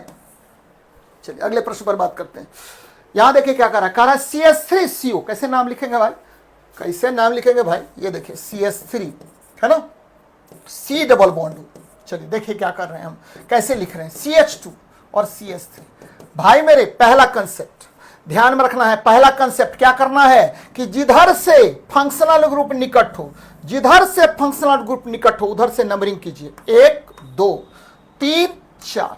और ये क्या है, तो ये 1 है भाई मेरे, ये 1 है, ये 1 है कीटोन ग्रुप। कौन सा ग्रुप है, 1 यानी आईपेक नाम के साथ क्या लगाएंगे, 1 लगाएंगे। और ये कौन सा ग्रुप है, तो भैया मेरे ये कीटोन है। ये क्या है, कीटोन है। तो देखिए कई ठो कीटोन है, तो 1 2 3 4 है ना, 1 कीटोन है, 2 पर कीटोन है और 4 है बच्चे। तो पहले क्या किए, 2 ब्यूटेनॉन कर सकते हैं, ट्यूब्यूटेनॉन भी आप कर सकते हैं। लेकिन कभी कभी क्या होता है, क्योंकि डी ऑप्शन वाला क्वेश्चन है तो इसमें क्या करेगा, फंसा देगा आपको। कैसे करेगा, तो ब्यूट है ना, ब्यूट है ना, 2 और 1 भी इस तरह से लिखेगा। तो या तो ऐसे लिखिए चाहे ऐसे लिखिए। तो ध्यान में रखना भाई, ये क्या होगा, ट्यूब्यूटेनॉन हो गया, क्योंकि ब्यूटेन में अंत में क्या लगा है, ओन लगा दिए है ना, और 2 पर क्या है, तो ये फंक्शनल ग्रुप है। इसीलिए आपने क्या कहा, पहले 2 लिखा, फिर क्या किए, ब्यूटेन लिखे है ना बच्चे, ब्यूटेन लिखे और इसमें 1 जोड़ दिए। तो 1 जोड़ेंगे तो ये ई रिप्लेस हो गया, याद रखना, वॉवेल वॉवेल, ये तो ये ई उड़ गया और ये बन गया ट्यूब्यूटेनॉन, ट्यूब्यूटेनॉन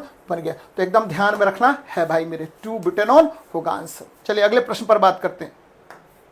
सहसंयोजक यौगिक के बारे में कौन सा सही है? अच्छी बात है बच्चे, सहसंयोजक यौगिक कैसे बनता है पहले ये देख लीजिए, है ना। इलेक्ट्रॉन के साझेदारी से, याद रखना है, ठीक है, शेयरिंग ऑफ इलेक्ट्रॉन, साझेदारी से, इलेक्ट्रॉन के साझेदारी से, ठीक है, यह यौगिक बनता है। बहुत अच्छी बात है। यह यौगिक कैसे बनेगा? तो इलेक्ट्रॉन के साझेदारी से यह यौगिक बनता है। बहुत बहुत महत्वपूर्ण है। बराबर आपसे क्वेश्चन पूछेगा कि भैया यह यौगिक कैसे बनता है, तो भाई साहब ये इलेक्ट्रॉन के साझेदारी से बनता है। ठीक है, एकदम याद रखना भाई मेरे, बहुत बहुत महत्वपूर्ण सवाल है। तो इलेक्ट्रॉन के साझेदारी से बनता है। तो जैसे इलेक्ट्रॉन के साझेदारी से बनेगा भाई, तो क्या होगा? तो ये निर्बल बंध होगा। याद रखना, निर्बल बंधन, निर्बल बंधन होगा, है ना। तो निर्बल बंधन यानी वीक वीक वीक बॉन्ड होगा। दूसरी बात, इसका मेल्टिंग पॉइंट और बॉइलिंग पॉइंट, याद रखना, मेल्टिंग पॉइंट और बॉइलिंग पॉइंट ये क्या होगा? कम होगा। याद रखना भाई मेरे, ये कम होगा, है ना। मेल्टिंग पॉइंट और बॉइलिंग पॉइंट कम यानी लो होगा, काफी लो होगा। और याद रखना है कि ये रिएक्ट जो है, रिएक्शन जो है, रिएक्शन धीमा करेगा, रिएक्शन धीमा करता है, एकदम याद रखिए, धीमा करता है, काफी लो करेगा रिएक्शन, है ना, काफी धीमा रिएक्शन करता है बच्चे। और क्या होगा भाई मेरे? अभिक्रिया काफी धीमा करेगा। और यह क्या होता है? तो ये जनरली मतलब साधारणतः मैं बोल रहा हूं, साधारणतः यह द्रव और गैस होता है। साधारणतः द्रव और गैस होगा, ऐसे ठोस भी होगा, द्रव गैस और ठोस भी कर सकते हैं, लेकिन ज्यादातर आपको क्या होता है? द्रव और गैस होता है। द्रव और गैस और ठोस भी होगा बच्चे। जैसे हीरा सहसंयोजक यौगिक है, लेकिन वह क्या है बच्चे? ठोस होता है। ग्रेफाइट सहसंयोजक यौगिक है, लेकिन ठोस होता है। तो बच्चे सामान्यतः क्या होगा? द्रव और गैस होगा, लेकिन ठोस भी होते हैं। चलिए अब आते हैं ऑप्शन में। कह रहा है कि यौगिक सामान्यतः द्रव और गैस होते, सही है ना। प्रायः मैंने कहा कि प्रायः द्रव और गैस ही होगा, जैसे मिथेन, जैसे इथेन, जैसे ब्यूटेन, जैसे प्रोपेन। आगे बढ़ जाएंगे बच्चे, पेट्रोलियम, है ना। तो क्वथनांक और गलनांक अल्प होता है, ये भी सही है। अभिक्रिया तेज होता, मैंने लिख दिया है कि रिएक्शन काफी धीमा होगा। याद रखना भाई मेरे, काफी धीमा होता है। तो ये आंसर आपका हो गया, बहुत महत्वपूर्ण है। चलिए अगले प्रश्न पर बात करते हैं भाई मेरे। धुआं, भाई ठीक है, थोड़ा सा मेरे तरफ देखेंगे भाई लोग, मेरे तरफ देखिए, बहुत महत्वपूर्ण सवाल है और इसका कंसेप्ट आपको भूलना नहीं है आज के बाद। स्मॉग, याद रखना बच्चे, जैसे ये स्मॉग की बात आएगा तो मैं दो तरह के स्मॉग की बात करता हूं। एक होता है लंदन स्मॉग, कभी भूलिएगा नहीं भाई, लंदन स्मॉग होता है। और ये किसकी वजह से होता है? तो ठंडा में होगा। याद रखना, ठंडा में। किसकी वजह से होगा? तो सल्फर डाइऑक्साइड के कारण होता है। पहली बात मैंने क्या बताया बच्चे कि स्मॉग जो होता है एक प्रकार का प्रदूषण है, और मैंने स्मॉग को दो भाग में तोड़ दिया। पहला लंदन स्मॉग मैंने कहा कब होगा? तो ठंडा में होगा। और ये क्या होगा बच्चे? तो धुआं है, ध्यान में रखिएगा, धुआं है। और क्या होगा? तो बच्चे कोहरा आ गया, और क्या होगा बच्चे? यहां पर SO2 मिल गया, और ये क्या बना लिया? तो ये बना लिया, ध्यान में रखिएगा, लंदन स्मॉग बोलते हैं इसको। ये ठंड में प्रायः होता है। चलिए अब बताते हैं क्या। दूसरा, ये न्यूयॉर्क स्मॉग है बच्चे, न्यूयॉर्क स्मॉग है, न्यूयॉर्क, है ना, न्यूयॉर्क स्मॉग है, याद रखना है, न्यूयॉर्क स्मॉग है। और ये क्या होता है? तो बच्चे ये जनरली याद रखना है, स्मॉग ये कब होगा? तो भाई मेरे यह होता है, ध्यान में रखिएगा, कब होगा? तो ये होगा, ठीक है, शुष्क, शुष्क। और क्या? तो पहला तो शुष्क मौसम है, ध्यान में रखना है, शुष्क है ना, शुष्क है। और क्या है? तो बच्चे शुष्क है और आर्द्र मौसम में, आर्द्र वायु, आर्द्र मौसम में, है ना, शुष्क और आर्द्र मौसम में ये होता है। और यहां देखिए, ठीक है, आपको क्या हुआ? तो बच्चे ठीक है, धुआं है, याद रखना, धुआं है। और क्या हुआ? तो बच्चे कोहरा है। और क्या हुआ बच्चे? तो याद रखना है, इसमें नाइट्रोजन का ऑक्साइड आकर के मिल गया।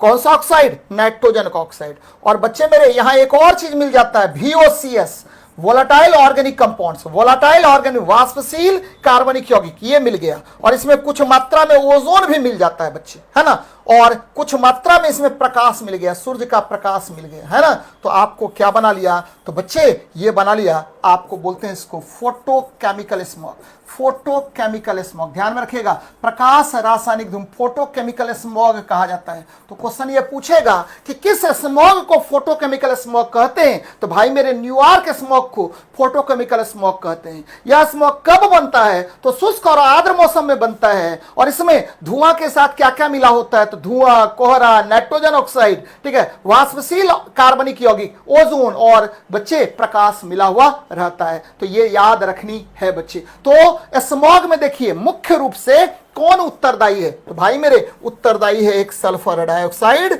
और एक उत्तरदायी है नाइट्रोजन ऑक्साइड। यहां देखिए ऑक्सीजन तथा ओजोन, गलत बात है। ओजोन जरूरी है लेकिन नाइट्रोजन ऑक्साइड के साथ में, ऐसा कुछ ऑप्शन है नहीं। ओजोन तथा नाइट्रोजन, गलत बात है, नहीं है।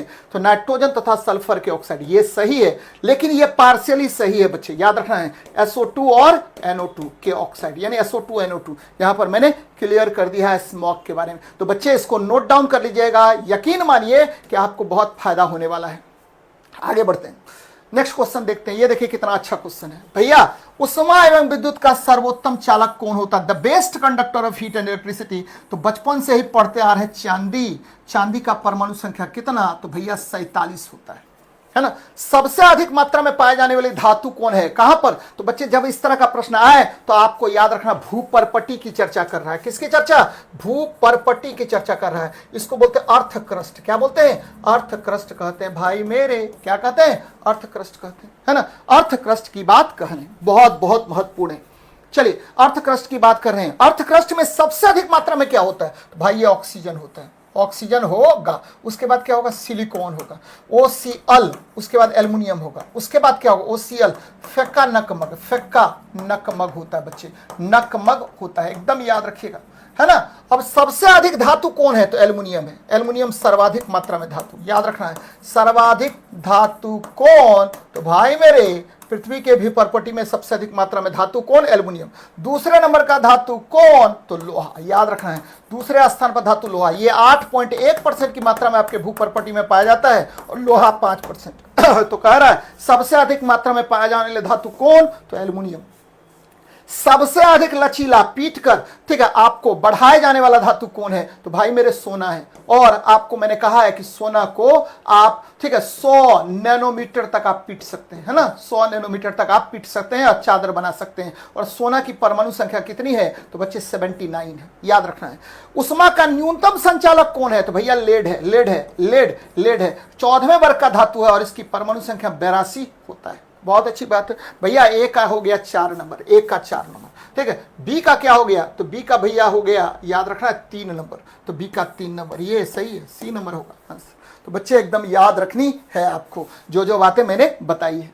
अगले प्रश्न पर बात करते हैं। वायु भरे गुब्बारे, कल मैंने कहा था बच्चे, ये शायद बताया था कल में। वायु भरे गुब्बारों में हीलियम को हाइड्रोजन की अपेक्षा, बच्चे 3 बातें बड़ा इंपॉर्टेंट है। इधर लिख रहे हैं हाइड्रोजन, है ना, इधर लिख रहे हैं क्या? आपको हीलियम लिख रहे हैं। जरा मेरी बात समझिए अच्छे से, क्या मतलब है? मतलब क्या है कि हल्की गैस, याद रखिएगा, हल्की गैस, हल्की गैस, और क्या है ये? भारी गैस। इसके तुलना में भारी गैस है ना।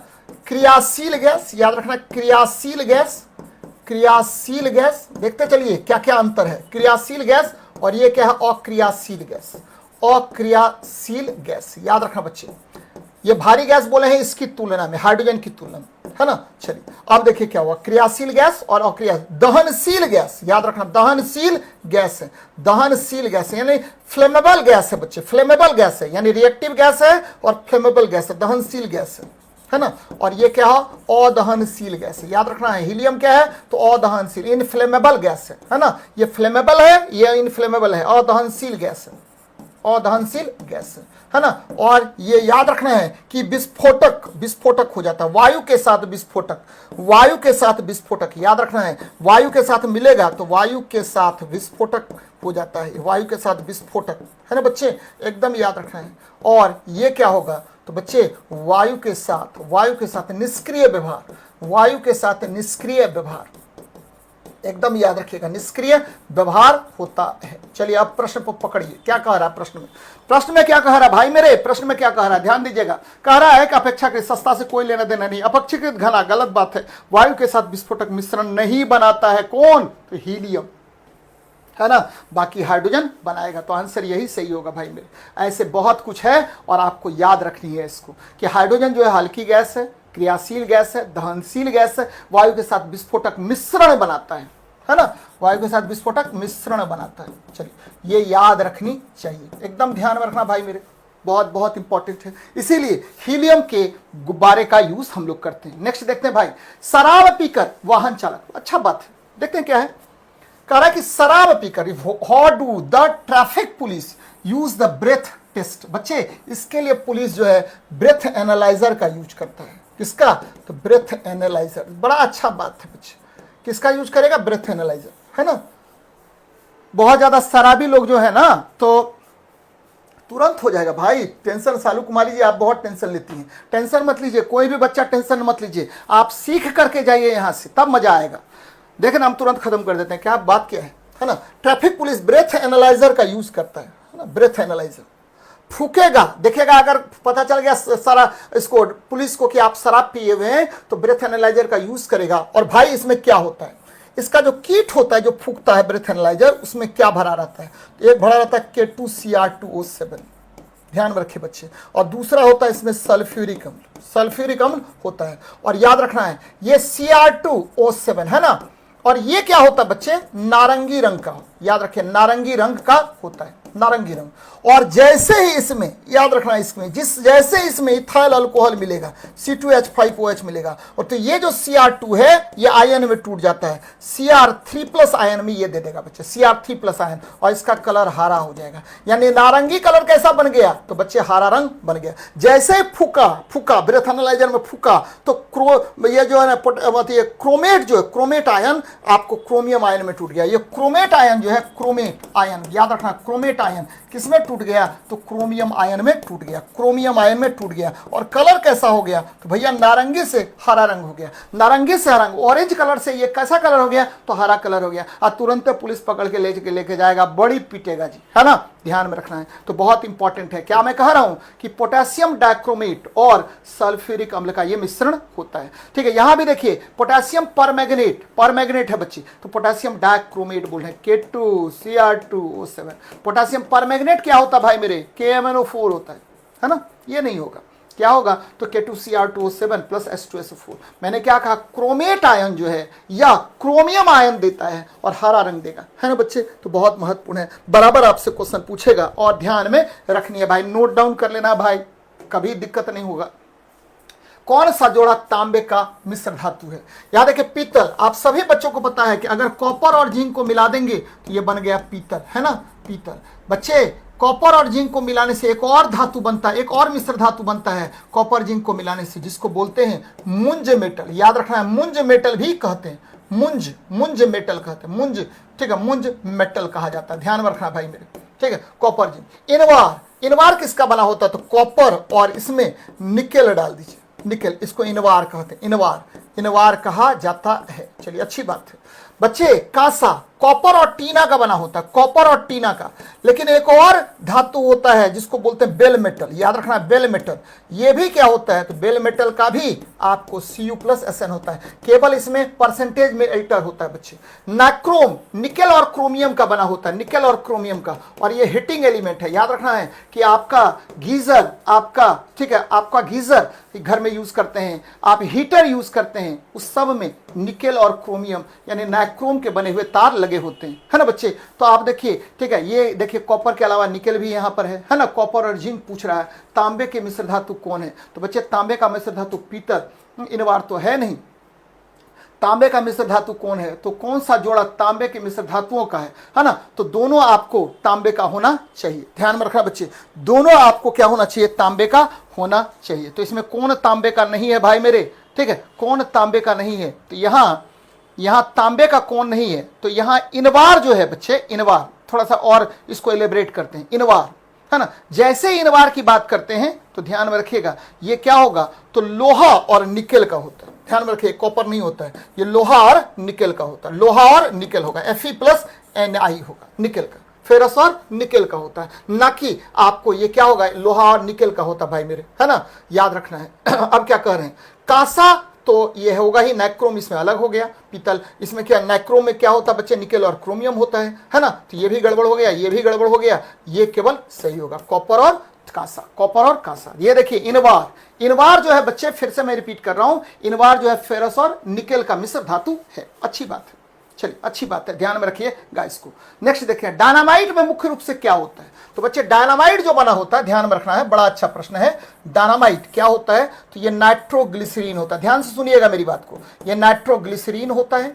और इसको क्या करते हैं, कैसुलगर, बच्चे नाइट्रोग्लिसरीन, ग्लिसरीन होता है, इसको नाइट्रोग्लिसरीन बोलते हैं, ग्लिसरीन प्लस इसमें एक और चीज ले लीजिए, क्या लीजिए बच्चे, नाइट्रोग्लिसरीन ले लिए और कैसुलगर मैं बोल रहा हूं, कैसुलगर। कैसुलगर क्या होता है, तो कैसुलगर होता है, इसको बोलते हैं लकड़ी का बुरादा, याद रखिएगा, लकड़ी का बुरादा होता है, लकड़ी का बुरादा, ध्यान में रखना भाई मेरे, लकड़ी का बुरादा होता है, इसी को कैसुलगर कहा जाता है। और इस पर नाइट्रोग्लिसरीन को इस पर अवशोषित कराते हैं और ये बन गया क्या, तो डायनामाइट बन जाता है और बहुत खतरनाक होता है। यानी डायनामाइट में दो घटक होते हैं, पहला नाइट्रोग्लिसरीन और दूसरा लकड़ी का बुरादा होता है, जिस पर नाइट्रोग्लिसरीन को अवशोषित कराया जाता है और ये बन जाता है क्या, डायनामाइट। और ये विस्फोटक है बच्चे, बहुत पावरफुल विस्फोटक है, जिसका निर्माण किसने किया था, ये काफी ज्यादा एक्सप्लोसिव्स है, जिसका निर्माण किया था आपके, ठीक है, आपको नोबेल, ठीक है, नोबेल, अल्फ्रेड नोबेल ने किया था, ध्यान में रखिएगा, अल्फ्रेड नोबेल ने किया था, नोबेल पुरस्कार इसी पर दिया जाता है बच्चे।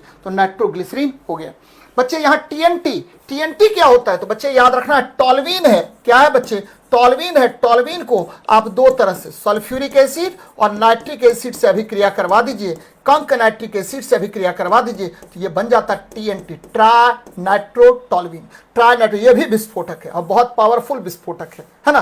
पिक्रिकम, ये देखिए ये क्या होता है, तो ये मैंने बताया है आपको, ट्राई नाइट्रोफिनॉल है, ट्राई नाइट्रोफिनॉल, यहां फिनॉल ले लीजिए और यहां ले लीजिए नाइट्रो बच्चे, नाइट्रो NO2, और यहां भी ले लीजिए NO2 और यहां भी ले लीजिए NO2, है ना। इसको बोलते हैं ट्राई नाइट्रोफिनॉल, ये पिक्रिक अम्ल है और ये क्या होता है, विषैला पदार्थ है, ध्यान में रखिएगा, ये कैसा पदार्थ है, तो ये विषैला पदार्थ होता है, विषैला पदार्थ होता है। बहुत अच्छी बात है बच्चे, बराबर आपसे क्वेश्चन पूछेगा कि ये कैसा पदार्थ है, तो विषैला पदार्थ है।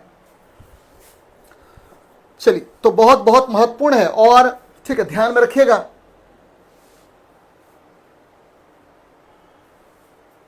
ध्यान में रखिएगा, आंसर होगा नाइट्रोग्लिसरीन। चलिए नेक्स्ट देखते हैं, सोना धातु के ऑक्सीकरण संख्या क्या है बच्चे। सोना जो है यह आपको, ठीक है, यह स्वतंत्र अवस्था में पाया जाता है, फ्री स्टेट, स्वतंत्र अवस्था में पाया जाता है ना। याद रखना बच्चे, किसमें पाया जाएगा, स्वतंत्र अवस्था में पाया जाता है, ठीक है, exist in free state, exist in free state, है ना।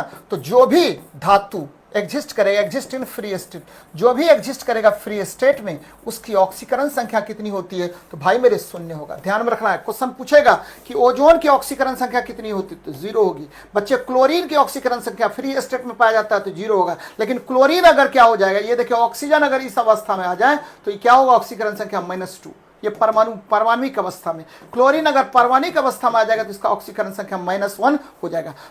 किसकी ऑक्सीकरण संख्या, बराबर क्वेश्चन पूछता है, किसकी ऑक्सीकरण संख्या कभी नहीं बदलता है। ध्यान में रखिए बच्चे, किसकी ऑक्सीकरण आपको बताना है अथी के जरिए, ठीक है, कमेंट के जरिए, किसकी ऑक्सीकरण संख्या, ऑक्सीडेशन नंबर कभी नहीं बदलता है। जरा देखिए कौन देता है जवाब इसका, नहीं बदलता है।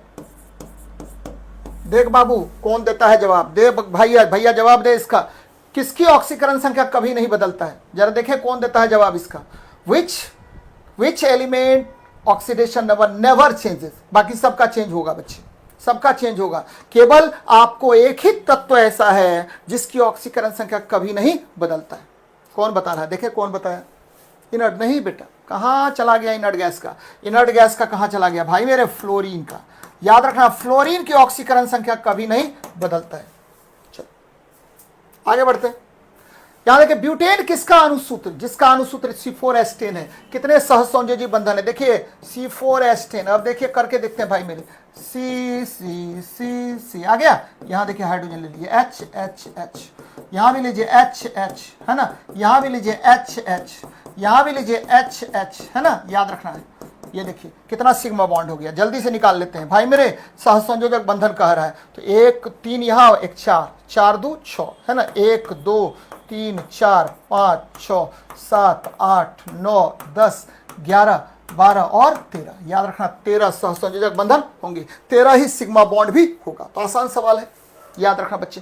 ब्यूटेन आपको पता है एलपीजी में नॉर्मल ब्यूटेन और आइसोब्यूटेन पाए जाते हैं, तो ये ध्यान में रखिएगा। नेक्स्ट देखते हैं, रंगीन कांच बनाने के लिए किसको प्रयुक्त करते हैं, तो भैया रंगीन कांच बनाने के लिए याद रखना है संक्रमण धातु के आयन का प्रयोग करते हैं। संक्रमण धातु बहुत महत्वपूर्ण क्वेश्चन है बच्चे, संक्रमण धातु के आयन का प्रयोग करते हैं, आयन का प्रयोग करते हैं। याद रखना है संक्रमण धातु मतलब डी ब्लॉक एलिमेंट का प्रयोग करते हैं। बहुत महत्वपूर्ण है, बराबर क्वेश्चन पूछता है। किसका प्रयोग करेंगे? तो संक्रमण धातु के आयन का प्रयोग करते हैं। क्यों बच्चे? क्योंकि आपको पता है कि संक्रमण धातु का आयन रंगीन होता है। संक्रमण धातु का जो आयन होता है, ट्रांजिशन मेटल्स का आयन, संक्रमण धातु का आयन, याद रखना बच्चे, ठीक है, इसको बोलते हैं ions of transition metal. Ions of transition metal ये क्या होता है? तो भाई मेरे, यह आपको याद रखिएगा, ट्रांजिशन मेटल यह आपको रंगीन होता है, रंगीन होगा। और ये भी ध्यान में रखना है, थोड़ा सा देख लेते हैं। जैसे ये देखिए, ये क्या है? तो भैया ये क्रोमियम ऑक्साइड है, ध्यान में रखिएगा, क्रोमियम ऑक्साइड है, क्रोमियम ऑक्साइड है, यानी Cr2O3, Cr2O3 क्रोमियम ऑक्साइड, हरा रंग, ये देखिए हरा रंग देगा बच्चे, हरा रंग देगा बच्चे। आपको बार बार क्वेश्चन पूछेगा मैग्नीज ऑक्साइड ये कैसा रंग देगा? तो भैया ये उजला रंग देगा। कैसा रंग देगा? काफी ज्यादा उजला या बैगनी जामुनी रंग देता है, बैगनी जामुनी, बैगनी जामुनी, बैगनी। मैग्नीशियम ऑक्साइड देता है क्या? उजला रंग। तो मैग्नीशियम ऑक्साइड आपको संक्रमण धातु नहीं है, बैगनी गुलाबी, याद रखना, बैगनी गुलाबी कलर ये देता है ना, हल्का सा गुलाबी युक्त बैगनी रंग होता है मैग्नीज डाइऑक्साइड। बच्चे कोबाल्ट ऑक्साइड कैसा रंग देगा? गहरा नीला, याद रखना है, कोबाल्ट ऑक्साइड। क्वेश्चन पूछेगा कोबाल्ट ऑक्साइड कैसा रंग देता है? तो ध्यान में रखिएगा, गहरा नीला देता है, बराबर। ये सब क्वेश्चन पूछता है, गहरा नीला रंग देगा, है ना, नीला रंग देगा, गहरा नीला रंग देगा। और ये आप फाउंडेशन बैच में पढ़े होंगे, है ना, ये सब आप पढ़ते हैं बच्चे, गहरा नीला रंग देगा। नहीं भी पढ़े हैं तो यहाँ आप पढ़ लीजिए अच्छे से, और आपको एक भी गलत नहीं होगा, ठीक है बच्चे।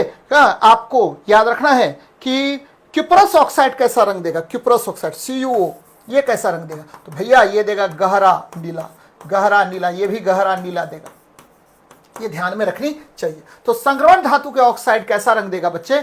याद रखना, संक्रमण धातु का जो आयन होता है वह आपको, ठीक है, रंगीन होता है, और उसका जब यूज करेंगे ऑक्साइड के फॉर्म में कांच में, तो कैसा रंग देगा? तो अलग अलग रंगीन कांच बनाएगा। बच्चे कांच है क्या? कल भी मैंने कहा था कांच है क्या? What is glass? तो ग्लास जो है बच्चे सोडियम, है ना, सोडियम कैल्शियम सिलिकेट है।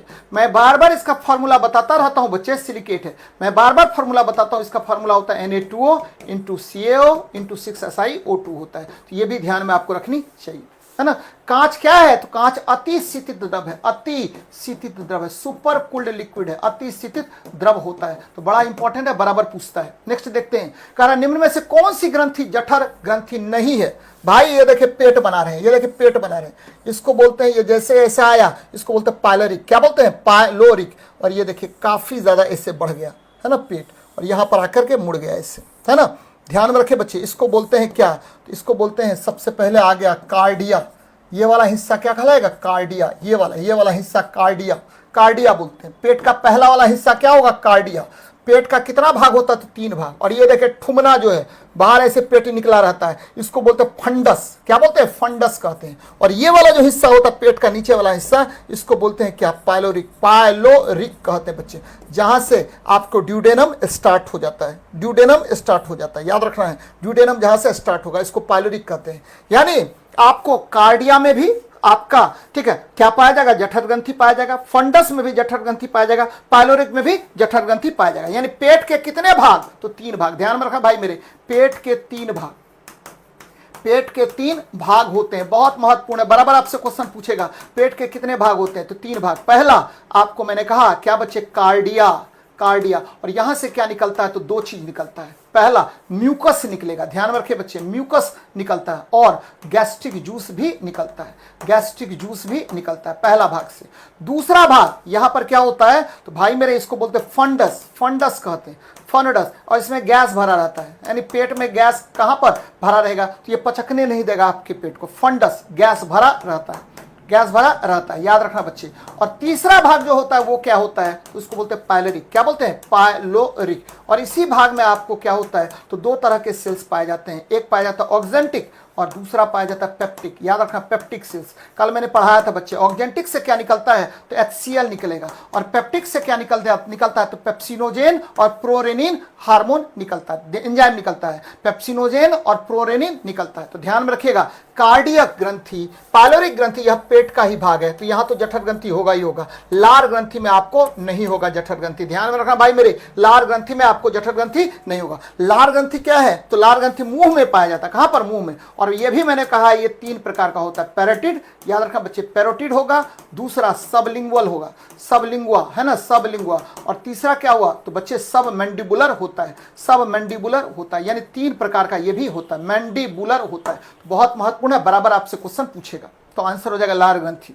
नेक्स्ट देखिए, मनुष्य में श्वसन नाल में जब वायु नहीं होती है तो वह बिचकती नहीं है, क्यों बच्चे, श्वसन नाल, ये देखिए श्वसन नाल है ना, ये श्वसन नाल है, और आपको पता है कि ये सी आकार का, ये देखिए बच्चे सी आकार का, सी आकार का एक उपास्थि से बना होता है, याद रखना, सी आकार का कितना, तो 20 से 25 इसमें उपास्थि रिंग होता है, याद रखना बच्चे, कार्टिलेजेज रिंग्स होता है नहीं, श्वसन नाल में, याद रखना, ट्रैकिया बोलते हैं इसको, ट्रैकिया में है ना, ट्रैकिया में क्या होता है तो आपको कार्टिलेज निर्मित, कार्टिलेज निर्मित सी आकार की, याद रखना बच्चे, सी आकार की कितना, सी आकार की 20 से 25 है ना, क्या होता है तो वलय होते हैं, रिंग्स होते हैं, वलय यानी रिंग्स होते हैं, है ना, रिंग्स होते हैं, जो इसको पिचकने नहीं देगा, एकदम याद रखना है। और बच्चे मुलायम अस्थि को आप क्या कहते हैं, उपास्थि या कार्टिलेजेज कहते हैं, मुलायम अस्थि को,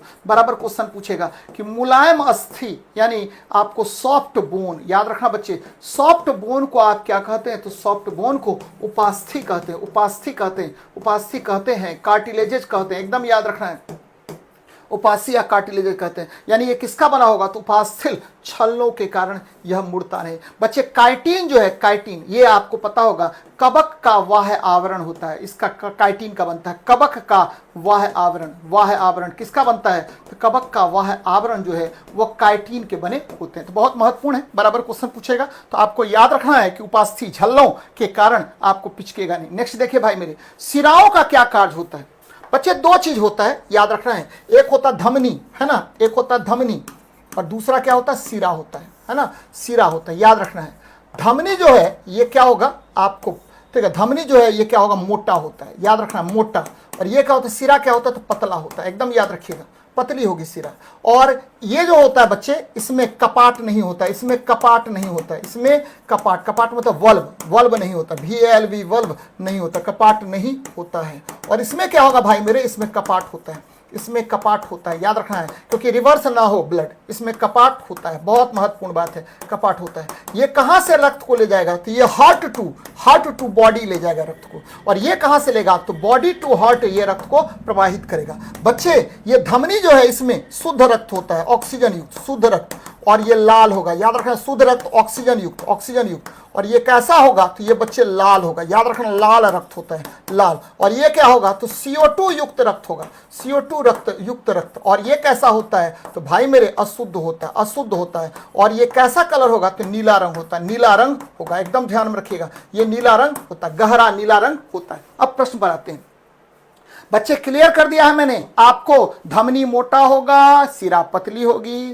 ठीक है। आपको धमनी में कपाट वल्व नहीं होता है, सिरा में कपाट वल्व होता है। धमनी हार्ट से बॉडी के तरफ रक्त को ले जाएगा, और बच्चे बॉडी टू हार्ट ले जाएगा। सिरा शुद्ध रक्त किसमें होगा, धमनी में कैसा रंग होगा तो लाल रंग होगा, O2 युक्त रक्त होता है, जबकि सिरा में CO2 युक्त रक्त होगा और शुद्ध होगा। तो अंगों से शुद्ध रक्त रुधिर को फेफड़ों में लाना नहीं बच्चे, हृदय में लाना होता है ना, अंगों व ऊतकों से अशुद्ध रक्त को हृदय में लाना होता है, ध्यान में रखना बच्चे, आसान प्रश्न है, बहुत अच्छी बात है। नेक्स्ट देखते हैं, थाइमस ग्रंथि से स्रावित होता है, कल भी मैंने पढ़ाया था बच्चे कि थाइमस ग्रंथि जो है ये क्या होता है तो ये आपको, ठीक है, आपको क्या होता है बच्चे तो यह छाती में स्थित रहता है, याद रखना छाती में स्थित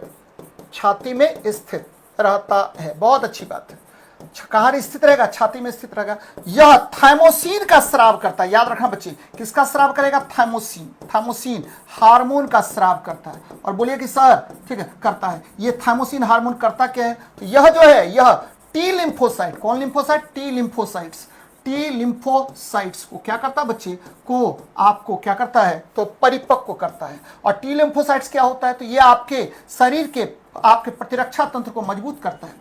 और एक समय के बाद ये क्या होगा बच्चे, ये थाइमोसिन जो है ये छोटा होता जाता उम्र के साथ, ठीक है, आकार छोटा होता उम्र के साथ। इसका आकार क्या होगा, उम्र के साथ आकार छोटा होता, बहुत महत्वपूर्ण है, आकार छोटा होता है। किसका, तो आपको थाइमोसिन का, है ना बच्चे। तो थाइमस ग्लैंड का आकार उम्र के साथ क्या होगा, छोटा होता जाएगा। एक समय आएगा कि ये गायब हो जाता है बच्चे, बुढ़ापे में गायब हो जाएगा। थायरॉक्सिन ये कहां से स्रावित होगा, तो थायराइड ग्रंथि से, थायरॉयड ग्रंथि से, याद रखना थायराइड ग्रंथि से आपको क्या स्रावित होता है, तो थायरॉक्सिन। बच्चे इंसुलिन कहां से स्रावित होता है, तो अग्न्याशय से, अग्न्याशय के बीटा सेल से, अग्न्याशय के बीटा सेल से आपको क्या स्रावित होता है, तो भाई मेरे इंसुलिन हार्मोन स्रावित होता है और ये रक्त शर्करा का नियमन करता है। बहुत अच्छी बात है, ध्यान में रखिएगा। नेक्स्ट देखते हैं, कह रहा एक पुष्प में स्त्री केसर क्या होगा, भाई मेरे ये देखिए, ये स्त्री केसर है, ये देखिए ऐसा आ गया और ऐसा आ गया, खींच दिए इसको नीचे। और बच्चे मेरे ये देखिए ये यहां पर मोटा हो गया, इसको बोलते हैं क्या, तो बोलते हैं इसको बोलते हैं स्टिग्मा, है ना, स्टिग्मा। और इसको क्या बोलते हैं, स्टाइल बोलते हैं, है ना। ध्यान में रखना बच्चे, सब पोर्ट पीडीएफ मिल जाता है भाई मेरे, मैं दे देता हूं सभी बच्चों को, तो बच्चे एकदम याद रखना है, ठीक है। बोर्ड पीडीएफ ऑलरेडी अपलोड कर दिया जाता है, कहीं कोई दिक्कत है नहीं बच्चे, ध्यान में रखना है ना। तो याद रखना है, तो ये क्या होगा, तो भाई मेरे स्टिग्मा ऊपरी भाग होगा, ऊपरी भाग, स्टिग्मा ऊपरी भाग, जिसको आप क्या कहते हैं, तो भाई मेरे इसको वर्तिकाग्र कहते हैं। और ये देखिए ये वाला भाग जो है इसको क्या बोलते हैं, तो भाई इसको बोलते हैं स्टाइल, क्या बोलते हैं, स्टाइल, वर्तिका बोलते हैं, वर्तिका। और ये नीचे वाला भाग जो है इसको क्या बोलते हैं, तो इसको बोलते हैं अंडाशय, याद रखना अंडाशय बोलते हैं। यानी पिस्टिल जो है, पिस्टिल है ना, पिस्टिल स्त्री केसर, पिस्टिल या स्त्री केसर बोलिए, स्त्री केसर, उसके कितने भाग, तो पिस्टिल के 3 भाग होते हैं, पहला स्टिग्मा, दूसरा स्टाइल, तीसरा अंडाशय, है ना बच्चे। तो एकदम याद रखना है, इस प्रश्न को एकदम ध्यानपूर्वक याद रखिएगा। क्या होगा, ये देखिए गड़बड़ दिया है ना, यहाँ पर गड़बड़ दिया है, इसको करिए स्टाइल, है ना, स्टाइल मध्य भाग होगा। चलिए बहुत अच्छी बात है भाई, ये फिगर एकदम ड्रॉ कर लीजिएगा। पिस्टिल यानी स्त्री केसर के 3 भाग, पहला स्टिग्मा ऊपरी भाग, स्टाइल मध्य भाग और सबसे नीचे भाग अंडाशय होगा। चलिए नेक्स्ट देखते हैं भाई मेरे, निम्न में से कौन कूट फल मतलब क्या हुआ, फॉल्स फ्रूट। बच्चे किससे फॉल्स फ्रूट का निर्माण होता है, तो फॉल्स फ्रूट का निर्माण होता है आपको क्या बच्चे, फूल के ठीक है अन्य भाग से, याद रखना फूल के अन्य भाग से, फूल से नहीं होगा, फूल के अन्य भाग से होगा, भाग से निर्मित होगा। याद रखना है कि ऐसा फल जिसका निर्माण फूल के अन्य भाग से हो, जैसे वाह दल से हो जाए, जैसे पुष्पासन से हो जाए बच्चे, वाह दल या पुष्पासन से हो जाए, ऐसे फल को आप क्या कहते हैं, तो भाई मेरे इसको हम कूट फल या फॉल्स फ्रूट कहते हैं। यहाँ देखिए सेम जो है ये क्या हुआ, सत्य फल है, ट्रू फ्रूट है बच्चे, ट्रू फ्रूट है कौन, तो सेम।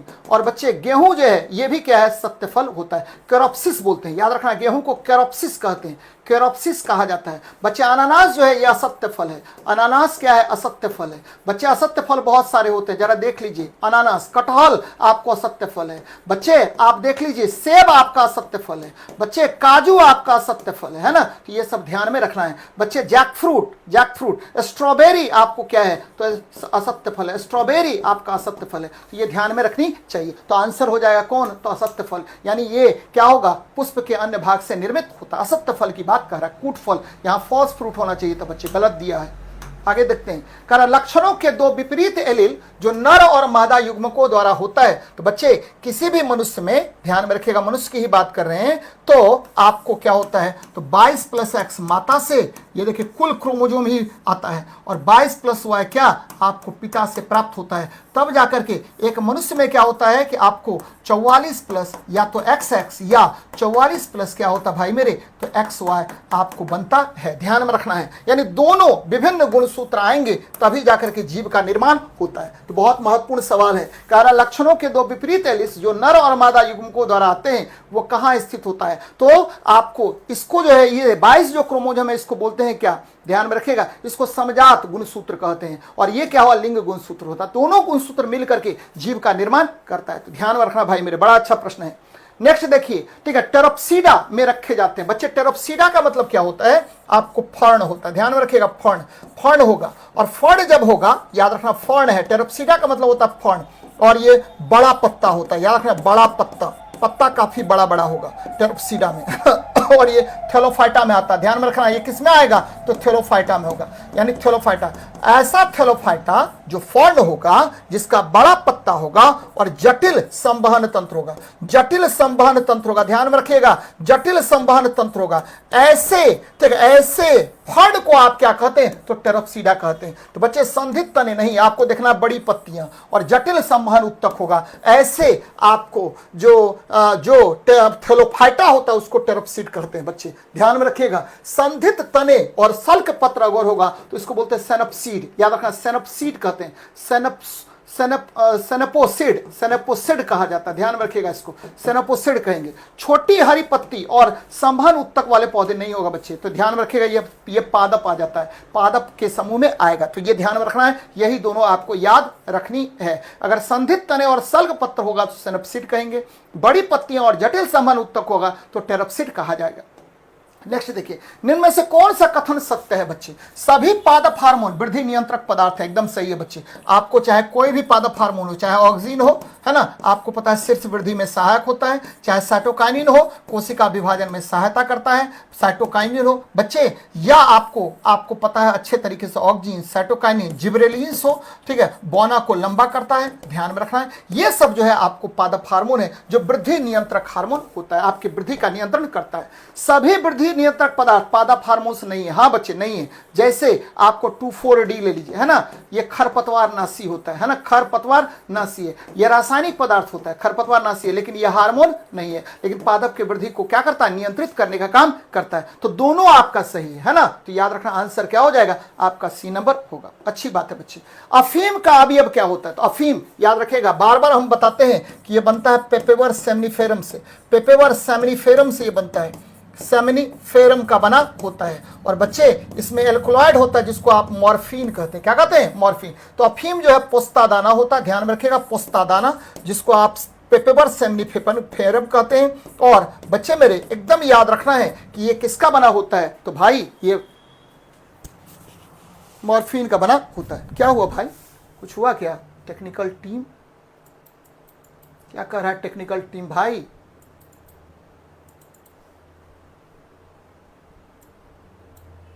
सर अब एकदम बोर्ड पीडीएफ एकदम मिलेगा भाई, है ना, बोर्ड पीडीएफ टेक्निकल टीम को मिल जाएगा। आप लोग टेंशन ना लें, किसी भी तरह का टेंशन ना लें भाई, ठीक है। मॉर्फिन जो है पेपर सेमिनिफेरम बना होता है, पोस्तादाना होता है। हीरोइन जो है, हीरोइन क्या होता है बच्चे? तो हीरोइन जो है ये डाएसिटाइल मॉर्फिन होता है, और ये मॉर्फिन से ही बनता है बच्चे, अफीम से ही बनता है, यानी हीरोइन अफीम से बनता है। मैं एकदम कल अभी मैं वादा कर रहा हूं कि कल मॉर्निंग में ये आपको अपलोड हो जाएगा। अफीम से बनता है ना, अफीम से बनता है। और ये क्या होता है? डाएसिटाइल मॉर्फिन होता है, ध्यान में रखिएगा, डाएसिटाइल मॉर्फिन है, डाएसिटाइल मॉर्फिन होता है, बहुत महत्वपूर्ण है बच्चे, मॉर्फिन है। डाएसिटाइल मॉर्फिन किसको कहते हैं? तो हीरोइन को कहते हैं। एट्रोपिन बच्चे ये क्या होता है? तो याद रखना है कि ये बेलाडोना से बनता है। एट्रोपिन किससे बनेगा? तो ध्यान में रखिएगा, एट्रोपिन बेलाडोना से बनता है। और ये क्या होता है? तो आंख को विस्तारित करता है, याद रखना, नेत्र को विस्तारित करता है, नेत्र को विस्तारित करने का काम करता है। जब नेत्र दिखाने जाइएगा आपको तो बोलेगा कि आपका जो है ना पिपुल पे, यानी आपके पिपुल पर, पुतली पर यह एक बूंद डालेंगे जिससे पुपुल क्या होगा? फैल जाएगा, है ना बच्चे। तो ये बराबर बोला जाता है। तो ध्यान में रखिएगा, आपको आंसर क्या होगा? मॉर्फिन। क्या होगा? अफीम का मुख्य अवयव कौन है? तो मॉर्फिन है, क्योंकि अफीम से ही देखिए डाएसिटाइल मॉर्फिन प्राप्त होता है जिसको हीरोइन कहते हैं। तो अफीम से ही हीरोइन भी प्राप्त होता है। चलिए नेक्स्ट देखिए, केंद्रक का विभाजन की क्रिया को क्या कहेंगे? तो बच्चे केंद्रक का विभाजन कैरियोकाइनेसिस कहलाता है, ध्यान में रखिएगा। और जीवद्रव का विभाजन, जीवद्रव का विभाजन ये क्या कहलाएगा? तो जीवद्रव का विभाजन ये कहलाता है साइटोकाइनेसिस। याद रखना बच्चे, साइटोकाइनेसिस कहलाएगा। कैरियोकाइनेसिस में क्या होगा? तो नाभिक का विभाजन। कैसे होगा नाभिक का विभाजन? तो नाभिक का विभाजन होगा बच्चे, यहां देखिए गुणसूत्र सघन हो जाएगा। ये देखिए नाभिक है, गुणसूत्र आपको सघन हो जाएगा। सघन होने के बाद ये क्या होगा? दो भाग में गुणसूत्र बढ़ जाएगा, ध्यान में रखिएगा, गुणसूत्र दो भाग में बढ़ गया और यहां पर वलन पड़ने लगा, और ये नाभिक जो है दो भाग में बढ़ गया बच्चे, दो भाग में बढ़ गया, है ना। तो ये देखिए कैरियोकाइनेसिस में क्या होता है? तो आपको नाभिक का 2 भाग बढ़ता है और दोनों में गुणसूत्रों की संख्या क्या होगी, समान होगी। स्पोरोजेनेसिस याद रखना बीजाणु जनन कहा जाता है, बीजाणु जनन कहा जाता है। बहुत सारे पौधे अलैंगिक जनन जो है बीजाणु जनन के द्वारा करते हैं, ध्यान में रखिएगा। बहुत सारे पौधे जो है वह ठीक है अलैंगिक जनन जो है स्पोरोजेनेसिस के द्वारा करते हैं, बीजाणु जनन द्वारा करते हैं बच्चे। तो ये याद रखनी है कि आपको केंद्रक का विभाजन क्या कहलाएगा, कैरियोकाइनेसिस, और ठीक है नाभिक का विभाजन क्या बोलते हैं, प्रोटोप्लाज्म का विभाजन क्या कहलाएगा, तो साइटोकाइनेसिस। याद रखना जीवद्रव का विभाजन साइटोकाइनेसिस और ठीक है नाभिक का विभाजन कैरियोकाइनेसिस। यहां देखिए बच्चे, झिल्ली से बंधी नलिकाएं, पुट्टिकाएं और कुंडों की एक जटिल प्रणाली कौन होती है, तो बच्चे इसमें भी झिल्ली पाया जाता है, लेकिन ठीक है आपको झिल्ली से बंधी नलिकाओं यानी वेसल्स, इसको बोलते हैं वेसल्स, वेसल्स है ना बच्चे, पुटिका यानी आपको कॉम्प्लेक्स, और कुंड ये भी होगा बच्चे। ये इस तरह का संरचना होता है, ध्यान में रखिएगा, इस तरह का संरचना होता है। इसको बोलते हैं EPR, endoplasmic reticulum, endoplasmic reticulum. और मैंने कई बार आपको पढ़ाया बच्चे कि इंडोप्लाज्मिक रेटिकुलम जो है ये 2 प्रकार के होते हैं। पहला क्या होगा, तो ये बोलते हैं रफ इंडोप्लाज्मिक रेटिकुलम, और रफ इंडोप्लाज्मिक रेटिकुलम क्या करता है, तो प्रोटीन संश्लेषण। मेरी बात केवल ध्यान में रखिए ना, एग्जाम हॉल में एग्जाम निकल जाएगा। प्रोटीन संश्लेषण, ये प्रोटीन संश्लेषण करेगा। और स्मूथ एंडोप्लाज्मिक रेटिकुलम भी होता है बच्चे, और ये क्या करता है, तो ये वसा का संश्लेषण करेगा, ठीक है, वसा का संश्लेषण करने का काम करता है। बच्चे क्वेश्चन पूछेगा कि राइबोसोम कहां पाए जाते हैं, तो रफ एंडोप्लाज्मिक रेटिकुलम पर पाया जाएगा। तो बहुत अच्छी बात है और ये ध्यान में रखिएगा। गोल्जी कॉम्प्लेक्स क्या करता है, जिसको यात्रा प्रबंधक, याद रखना है, इसे यात्रा प्रबंधक कहा जाता है, यात्रा प्रबंधक कहते हैं, ट्रांसपोर्ट मैनेजर कहा जाता है बच्चे, प्रबंधक कहते हैं। ये क्या करता है, तो छोटे छोटे पुट्टिका बनाएगा, याद रखना है, वसा और प्रोटीन का छोटा छोटा पुट्टिका बनाएगा और एक कोशिकांग से दूसरे कोशिकांग तक ये प्रवाहित करने का काम करता है। तो बड़ा मस्त प्रश्न है। चलिए नेक्स्ट देखते हैं भाई, भोजन नली की दीवारें। आपको पता है बच्चे, मुंह में जो भोजन होता है, ध्यान में रखिएगा, मुंह में जो भोजन होता है, ये देखिए मान लीजिए मुंह है, मुंह में भोजन जो होता है यह क्या होगा, आप चबाए तो क्या होगा, तो केवल कुछ कार्बोहाइड्रेट पचेगा। याद रखना, कुछ कार्बोहाइड्रेट है ना, और ठीक है बच्चे कुछ कार्बोहाइड्रेट पचा हुआ है ना, पचा हुआ, और याद रखना बच्चे पचा हुआ, ये पचा हुआ है, और प्लस प्रोटीन, फिर क्या है बच्चे, वसा, ध्यान में रखिएगा वसा, फिर क्या है, तो विटामिन है ना, विटामिन। ये जो है आपको मिश्रित पदार्थ यार खनिज लवण, ये भी कर लीजिए, खनिज लवण मिश्रित पदार्थ जो है आपको, और बच्चे पचा हुआ कार्बोहाइड्रेट, यानी कुछ कार्बोहाइड्रेट पच गया है टाइलिन के प्रभाव से मुंह में, तो पचा हुआ कार्बोहाइड्रेट, ये सब मिलकर के, याद रखना बच्चे, कार्बोहाइड्रेट ये सब मिलकर के किसका निर्माण करता है, तो ये सारे मिलकर के बोलस का निर्माण करते हैं। ध्यान में रखिए बच्चे, बोलस का निर्माण करेगा, बोलस का निर्माण करेगा। और ये देखिए, ये जो वो इसोफेगस के द्वारा, ये इसोफेगस है ना, इसोफेगस के द्वारा ये बोलस जो है नीचे की तरफ सरकेगा, और ये जो आपको इसोफेगस है, ध्यान में रखिएगा बच्चे, ये समझिए अच्छे से, ये जो इसोफेगस है, इसोफेगस नहीं, आपको कौन सा नली बच्चे, तो भोजन नली जो है, भोजन नली कहा जाता है इसोफेगस को। इसोफेगस जो है ये क्या करेगा, तो हल्का हल्का इस तरह से कंपन करेगा, जिसकी वजह से ये बोलस कहां आ जाएगा, तो नीचे की तरफ आएगा। और इस गति को क्या कहते हैं, तो बच्चे इसोफेगस के कंपन गति को, कौन सा गति को, कंपन गति को क्या कहा जाता है, तो कंपन गति को पेरिस्टेलिसिस कहते हैं, पेरिस्टेलिसिस कहा जाता है। ध्यान में रखिएगा, पेरिस्टेलिसिस कहा जाता है, पेरिस्टेलिसिस कहते हैं। फिर से मैं रिपीट कर रहा हूं बच्चे, मुंह में जो है कुछ कार्बोहाइड्रेट जो पचा हुआ है ना, प्रोटीन है, वसा है, ठीक है, विटामिन है, खनिज लवण है, और ठीक है अपचा हुआ कार्बोहाइड्रेट है ना, ये सब मिलकर के किसका निर्माण करता है, तो बोलस का निर्माण करता है। ध्यान में रखिए, बोलस का निर्माण करता है। और ये बोलस क्या होगा, तो आपके भोजन नली से नीचे की तरफ ठीक गति करता है, और ये भोजन का नली ऐसे ऐसे कंपन करेगा बच्चे, और इसको नीचे प्रवाहित करेगा, और इसी कंपन गति को क्या कहा जाता है, पेरिस्टेलिसिस कहा जाता है। बच्चे भोजन के नली में, इसोफेगस में कोई ग्रंथि नहीं होती, याद रखना, ये भी कोई ग्रंथि यहां नहीं होता, कोई ग्रंथि नहीं होता है, ध्यान में रखना, ये कोई ग्रंथि नहीं होता, किसमें, आपके भोजन की नली में, इसोफेगस में। चलिए, तो आंसर क्या होगा भाई मेरे, ये पेरिस्टेलिटिक कंपन है ना, पेरिस्टेलिटिक आपको संचलन कहलाता है, पेरिस्टेलिसिस कहलाता है। चलिए यहां देखिए, हेटेरोस्पोरी और लिगुलेट पत्तियां किस में पाई जाती है, तो भाई मेरे सेलिजेनिला में पाया जाता है। ये क्या होता है बच्चे, सेलिजेनिला में पाया जाता है। ये क्या होता है भाई मेरे, सेलिजेनिला में पाया जाता है। क्या होता है भाई मेरे, तो आपको पता होनी चाहिए अच्छे तरीके से कि आपका जो बीजाणु होता है वह दो प्रकार का होता है। एक होता है, ध्यान में रखें बच्चे, एक होता है, ठीक है, आपको मेल से, इसको बोलते हैं मेल गेमेटोफाइट, मेल गेमेटोफाइट बोलते हैं, गेमेटोफाइट कहते हैं। और दूसरा होता है क्या बच्चे, फाइट बोलते हैं, मेल गेमेटोफाइट। दूसरा होता है फीमेल गेमेटोफाइट, याद रखना है, फीमेल गेमेटोफाइट होता है, फीमेल गेमेटोफाइट होता है ना, गेमेटोफाइट होता है, गेमेटोफाइट। यानी दो तरह का आपको क्या होगा, तो दो तरह के, ठीक है, युग्मक होते हैं। एक मेल युग्मक हो गया, है ना, मेल हो गया, नर युग्मक हो गया जिससे मेल गेमेटोफाइट बोले, और एक हो गया क्या, मादा युग्मक हो गया जिससे फीमेल गेमेटोफाइट बोलेंगे। जब दोनों मिलेगा तो आपको हेट्रोस्पोरी कहलाता है, ध्यान में रखिएगा, हेट्रोस्पोरी कहलाता है, और एक नए पत्ते को जन्म देगा। ध्यान में रखा बच्चे, ये नए पत्ते को जन्म दिया, और ये पत्ता कब यहाँ पर क्या होता है, तो ये थोड़ा सा बाहर निकला रहता है जिसको लिंगुअल बोलते हैं, लिंगुअल कहा जाता है, लिंगुअल कहा जाता है। ध्यान में रखिएगा, ये किस पौधे में होता है, तो ये सेलेजिनेला में होता है, सेलेजिनेला में होता है। पाइनस जो है आपको पता है चीड़ का पादप है, चीड़ का पौधा है, क्या है बच्चे, चीड़ का पौधा, इसमें नहीं पाया जाता है हेटेरोस्पोरी, इसमें नहीं पाया जाता है बच्चे। यानी दो प्रकार के बीजाणुओं का निर्माण ये पौधा करेगा, कौन, सेलेजिनेला, और यहां पर एक पत्ती का निर्माण करेगा जिसको लिंगुअल कहा जाता है। यानी ये देखिए बड़ा सा पत्ती है और इस पर यहां छोटा सा पत्ती बाहर की ओर निकला रहता है, इसको बोलते हैं क्या, लिंगुअल, लिंगुअल बोलते हैं बच्चे, लिंगुएट बोलिए या लिंगुअल कहते हैं, है ना। ये किस में होगा, तो सेलेजिनेला में होता है। तो बच्चे इस तरह का प्रश्न जो है प्रायः पूछा जाता है, तो इसको भी ध्यान में रखनी चाहिए, बड़ा इंपॉर्टेंट प्रश्न है, वीवीआई कर दीजिए इसको। चलिए, तो ये आज का सेशन है और आप लोग खूब अच्छे से पढ़िए और बहुत मस्त तरीके से नोट डाउन कीजिए। कल मैं इसको जरूर डलवा दूंगा आपको साइट पे। तो बच्चे मिलते हैं कल के क्लास में। जय हिंद, जय भारत।